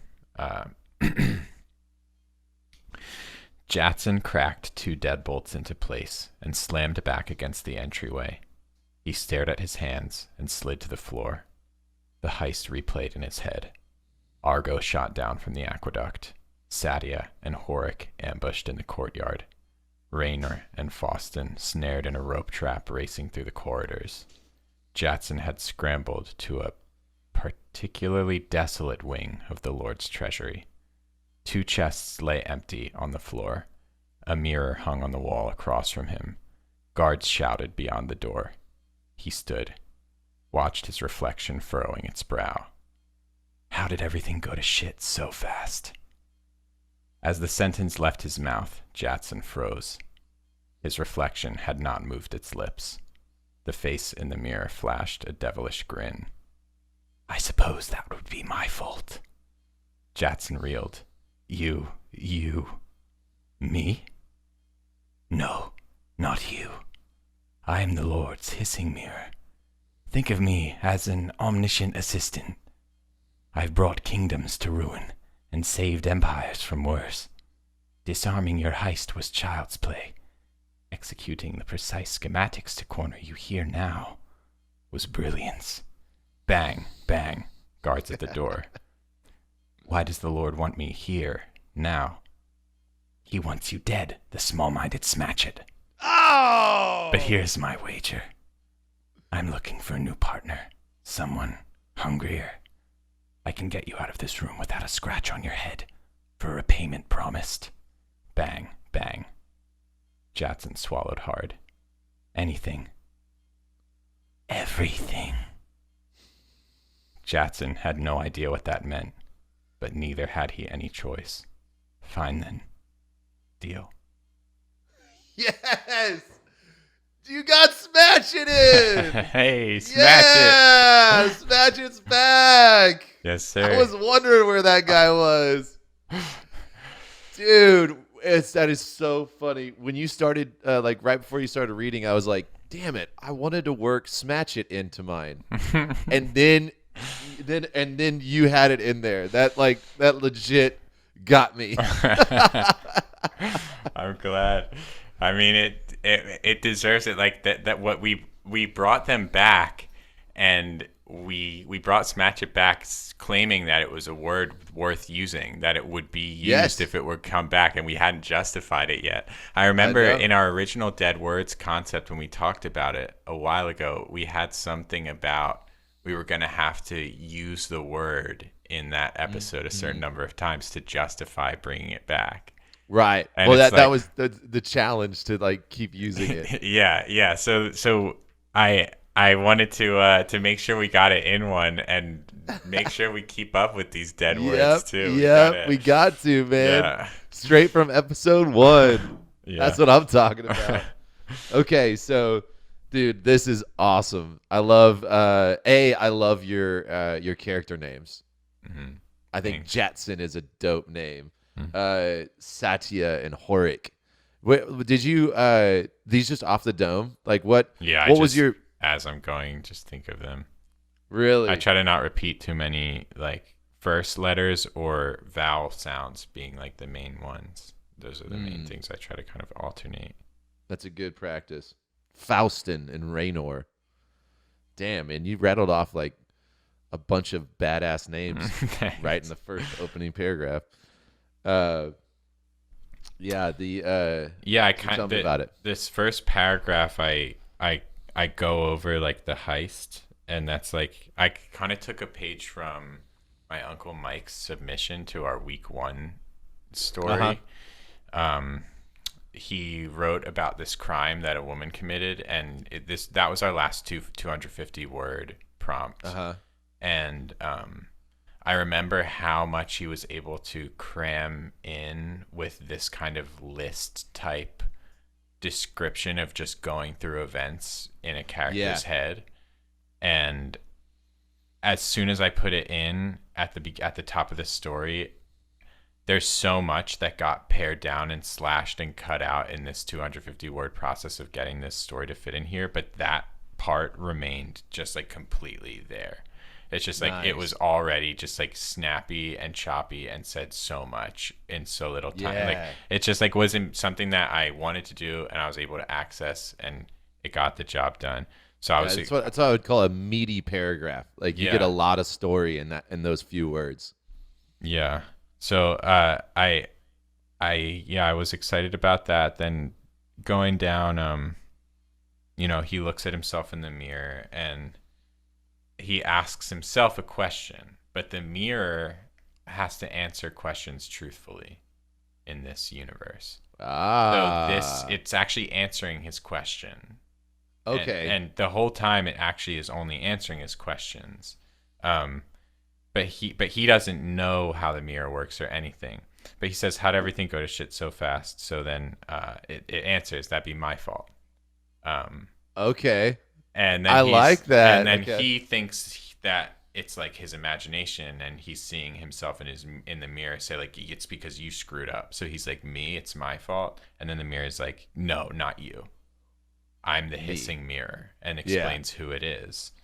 And so he explains who he is, and then he goes on to insinuate that he's brought Jatson here to this particular room through he stopped the heist for the Lord, right? There were these people planning to come and steal, but on this next layer on top of that, the mirror's plan was to get Jatson here in this room right now. Yeah. And so the Jatson's like, okay, why does the Lord want me here? And the mirror's like, the Lord doesn't want you here. I want you here because the Lord has been too small-minded. Yeah. The mirror wants someone not only who it can manipulate, but someone who has nothing left. That's why it killed all his friends. And hungrier. Yeah. And it totally makes sense to like a thief is somebody who, Right. typically is somebody Yeah. like who's He's willing to making risk it moves. all, Exactly. making moves. He's hungry. Yeah. And so Oh, that's great. he saw the mirror saw that there were thieves coming in. He saw an opportunity to move up, and so he's Yeah, trading. that is tight, and I like that the mirror is full of himself. Mm. He's definitely like he It's thinks he's brilliant. He's it's like, that was brilliance. it's really interesting because what I was honestly trying to do kind of was it's tough because the mirror, I wanted it to be a weapon. Uh-huh. And if the mirror just fully has its own intentions and will lie also to you to get what it wants, then it's just a character. Like, Right. it's not actually helping anyone. It's not like being a weapon for anyone. And so like what I wanted to do was make it is like a person, but it's actually like a totally objective source of truth that is just seeking power. It's an object. Yeah. It's crazy. So it's like an I AI or also like something. that it's running defense for the Lord. I like Yeah. that's cool too. Yeah. And that kind of acts as a weapon. So it's like a virus or something that it behaves totally predictably. It's like it's seeking power and it always tells the truth. So it's like him being full of himself is more like him being honest about how powerful the mirror is. And he doesn't hide it from anyone. Right. Like he's just like, yeah, I want power and I'm this smart. I think that this weapon that we've created is really fresh, and I love the way that you're taking it with it. It's devious, it's nefarious in its intentions. It only wants power, and it's completely truthful. Like it's not, it doesn't lie. Like it can be like deceptive in roundabout ways. Like clearly here it's betraying the Lord, right? Yeah. But it did stop the heist. Right. It also opens it up to where, we touched on before how having absolute characters are boring, and if it has to answer truthfully, then it also sets the scene to where you could have like a battle of wits. If you had like a very powerful mind, it may be able to wield the mirror and like outsmart the mirror or something like that. So it's not an absolute. It's this organic thing. Really cool. Really cool. Yeah, That's badass, I dude. had some there's like just wanting to talk about the moments of going way over the word limit, like finding myself like trailing off into like it was when I first hit the word limit, it was like he had just started talking to the mirror and basically like the mirror like started going to some philosophy of like, do you believe in fate? And like it like he was like when he was like, are you me? It stops being his face and becomes like the darkness next to him starts speaking. And like, Oh wow. and it's like no, I'm like beyond you. I appear as you because that was like the most comfortable thing for you, not For not you. to scare you. Yeah, Right. And it's like, yeah, just all this flavor and it was just getting into like the philosophy of like fate and like how like is there fate and is the mirror just controlling fate? And then I was just like, this is I could. This is turning into a small book. yeah. Oh man, did you start trimming? Did you finish your story and then go back and cut the fat, or what was I your? kind of do like this, like I fill it mostly out to like 70%, and then it's this process of like crunching while adding more slightly to get it to where like I'm always leaving like I'm always like for every hour I work on it, there's like I get 70% of what is left done. I got Like you. get that much Yeah. closer and closer, and it's just like getting. And then Until- by the until end you've got 10 words for an hour, it takes you an hour Yeah. to get like swap out those. Yeah, exactly. And that's where it is. It's like it's like those last 10 words you do spend the last few hours just tweaking, just moving a few blocks around. Yep. Just moving things 100%. around and making them fit. It's like Tetris or something. Oh man. So I hit my word. So I do it. I write my story out all the way to the end, and then like I actually started writing it in the word counter, so I can just kind of like bump down and see kind of where I'm at. But this one, like, I so quickly blew over the 250 that I was like, all right, I can't keep looking at this word counter. I need to finish my story. I need to figure out what I want to say. And so I finish it out, and then I go through, and I'm like, and I landed at 370. And I was like, 120 words, got to go. Okay. All right. And all of this is meat. So what are we going to do? And yeah, it took me a good 3 hours of trimming, I think, to get it down to where it's at. Wow. Yeah. But bravo, sir. Thank you. I was excited about some of the other little ideas I have for the mirror. Like one was that it's just cell phones, and like it's just like social media is just something that's steering you to power with nefarious intentions, and like that's just what advertising and like a lot of So it's just like was just gonna be a story about phones just messing with someone's life in the way that totally they do works in real too. life. Yeah. Oh man! All right. Actually, we got one that somebody did that. One of the submissions, somebody was doing that. It was a funny one. He was looking at porn in a park or something on his phone. Oh, there was one that did a phone thing. Yeah. It wasn't the same social media idea, but yes, it was. Yeah. It did incorporate the phone idea, which was awesome, and it reminded me of, again, the same thing that just Black Mirror. That then, like, the name of the show is like for the name of the show. Oh, Black yeah. Mirror is Yeah, about Black phone Mirror. screen being a mirror. Uh-huh. And so it's kind of I didn't know that.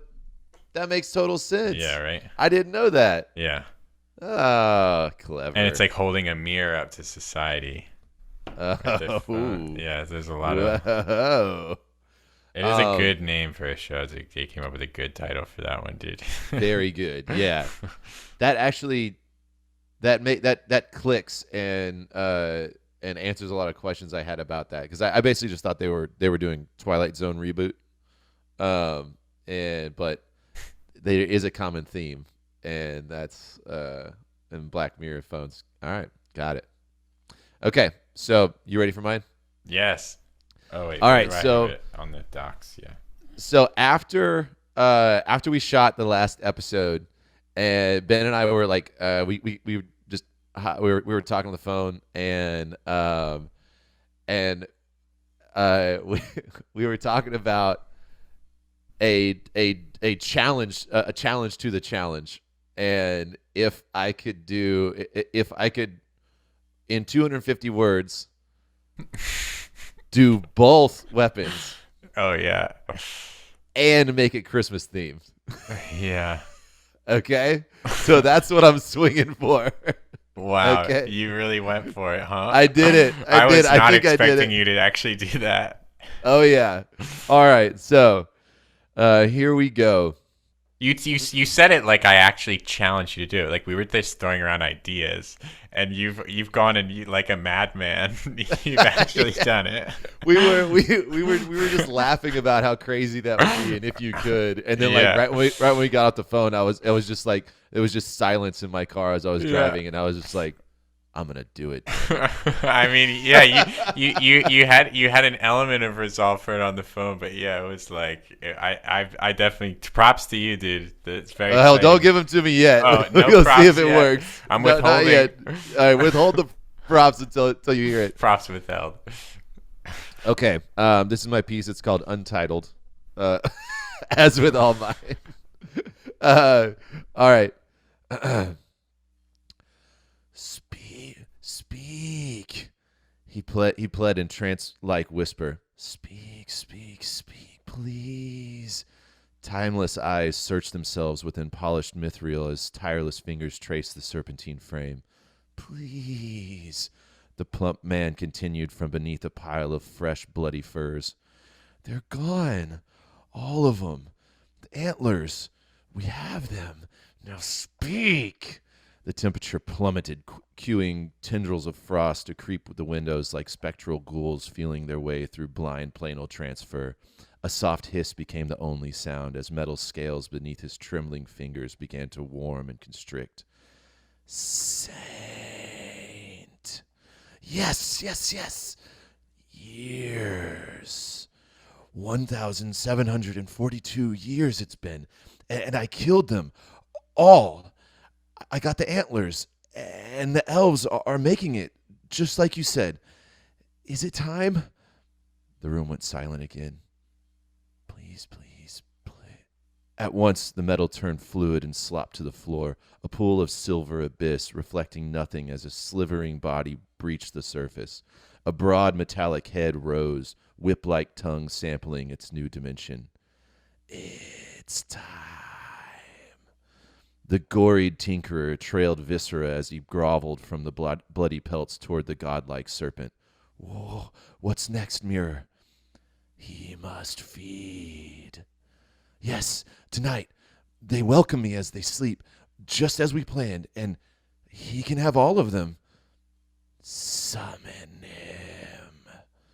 The giant serpent lurched, constricting and relaxing as it heaved a long curvature up its great throat and dislocating its jaw. A twisted horn fell to the ground in simmering iridescent slime. Use the mouthpiece. But who will come? Balrog, devil, sin, one name, Krampus. So good. Yes. Krampus is coming. Krampus is coming, baby. Christmas came for the right guys after all. Yeah. Okay, Wow. so let me unpack this. Yes, please. Okay, let's dive in. So I really wanted to make so it's Santa, and he is just like in fevered obsession, right? Speak.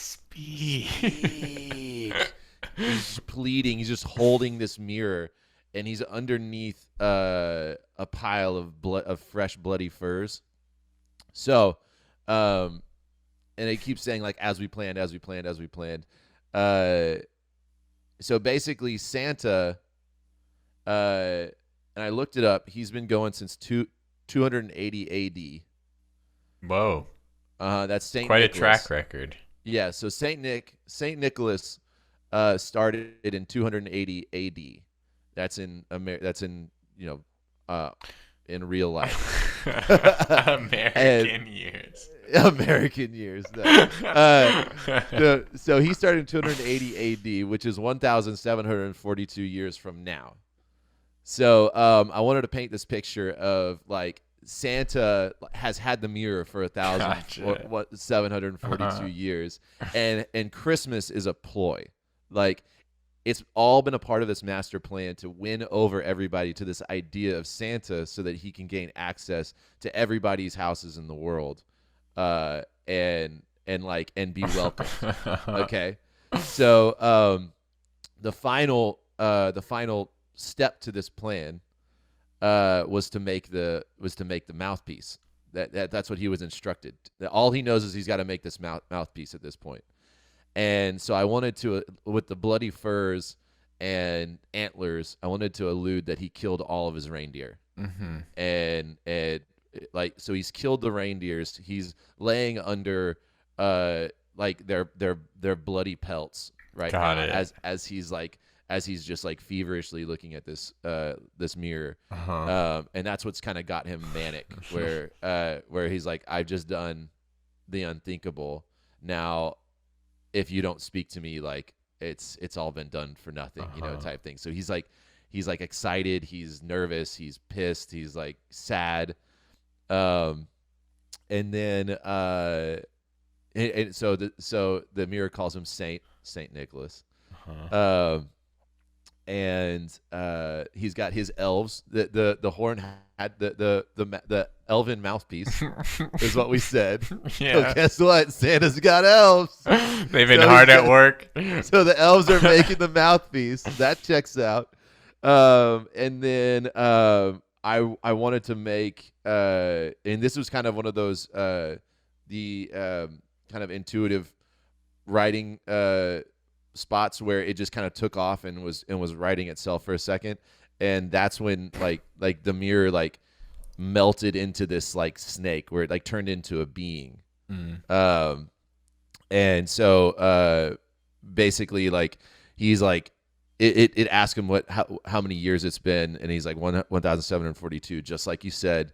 So, and I killed them all the reindeer, and the elves are making the mouthpiece. So just like I said, like, is it finally time? Has the time come? And he just goes silent, and then all of a sudden the mirror just like turns fluid and slops on the floor, and it's just this puddle. And I saw like snake body just kind of like rising and falling out of it until eventually this gigantic silver head comes out, and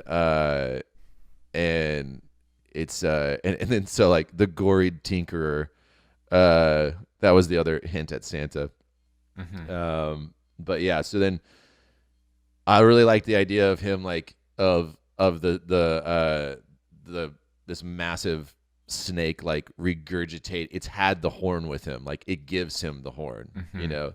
So it starts. It basically like regurgitates up this horn, and and then the Balrog is Krampus. Yes, so good, dude. Yeah, I mean the whole thing, like you putting in the styling of Santa being like a creep who's been like this whole time just like it's the whole thing is written in a way where like even thinking it was going to be Christmas themed, I never would have thought that you would Christmas theme it like this. You sick freak. First thing, kill the reindeer. Also, Santa's not going to be jolly. He's going to be like an obsessed tweaker. Yeah. I wanted to make him like a puppet, you know. Basically, he's just like this completely puppet, completely dependable, depending on this mirror. Yeah. That he's had for 1,742 years. And Well, now Krampus is going to come and kill everybody. Yeah. I gave you props, then I took it away, and I think I had to give them right back. Dude. All right, I got the props back. The official Thank you. props. I'll take the ching. Boop. Boop. What exactly are we trying to do? Right now we're trying to fist bump. If you're not watching on YouTube, we're trying to fist bump each other right now. Boom. That's it. Let's go. I'll just cut to that. All right. So, man, great submissions. This is awesome. It's really starting to take off, and people are really getting involved. Please continue to send in your submissions, and yeah, this is just rad. But that pretty much wraps it up. And so let's review the challenge for next week. Yes. The challenge for next week is Tidal Wave, with the modifier of the gift exchange that we did. You have 2 pools to choose from, Ben's pool and my pool, of 3 movie titles each. You must make up your own movie title out of utilizing all 3 of the movie titles in some way. So just using the words in the titles. Make up your own movie title and then write a 50 to 400 word story. And yeah, my pool is Pride and Prejudice, The Wizard of Oz, 10 Things I Hate About You. Ben's pool is 300, Saving Private Ryan, and How Stella Got Her Groove Back. We'll see how it goes. All right. And for anyone watching back home, we know for you guys, you're just right around the corner from the most important and best holiday of all time, my birthday, which is going to be probably the day after this comes out, Christmas Eve. So a happy birthday to me. Your birthday is Christmas Eve? Yes, sir. I didn't know that. Indeed. Yeah. Wow, lucky boy. Yeah, I'm sort of like I'm just like a gift to the planet, kind of. Wow. I've always thought that, but knowing when you were born really fleshes out the whole Brings picture. it home. Yeah, it does. All right, y'all. Well, All right. Merry Christmas to everybody, and I hope you're having fun with your families. And now you got something to write on while you're chilling. Yeah, guys, get yourselves fully invested in that sense of discovery. Find that childhood joy this Christmas season. Get into a creative headspace. Get some good writing done in the next couple weeks, and we'll see you guys then. All right. Oh yeah, so the best place to submit right now is on the website. Yes. Probably through sending an attachment. So if you want to format your story yourself, you can format it however you want and then attach it right on the site and upload your file. And that has been consistently the best way to make sure that we are definitely getting them in the way that people want to get them to us. Yeah, absolutely. So go check out the site, send in those submissions, and have a Merry Christmas. Yeah, Merry Christmas. Bye. Bye.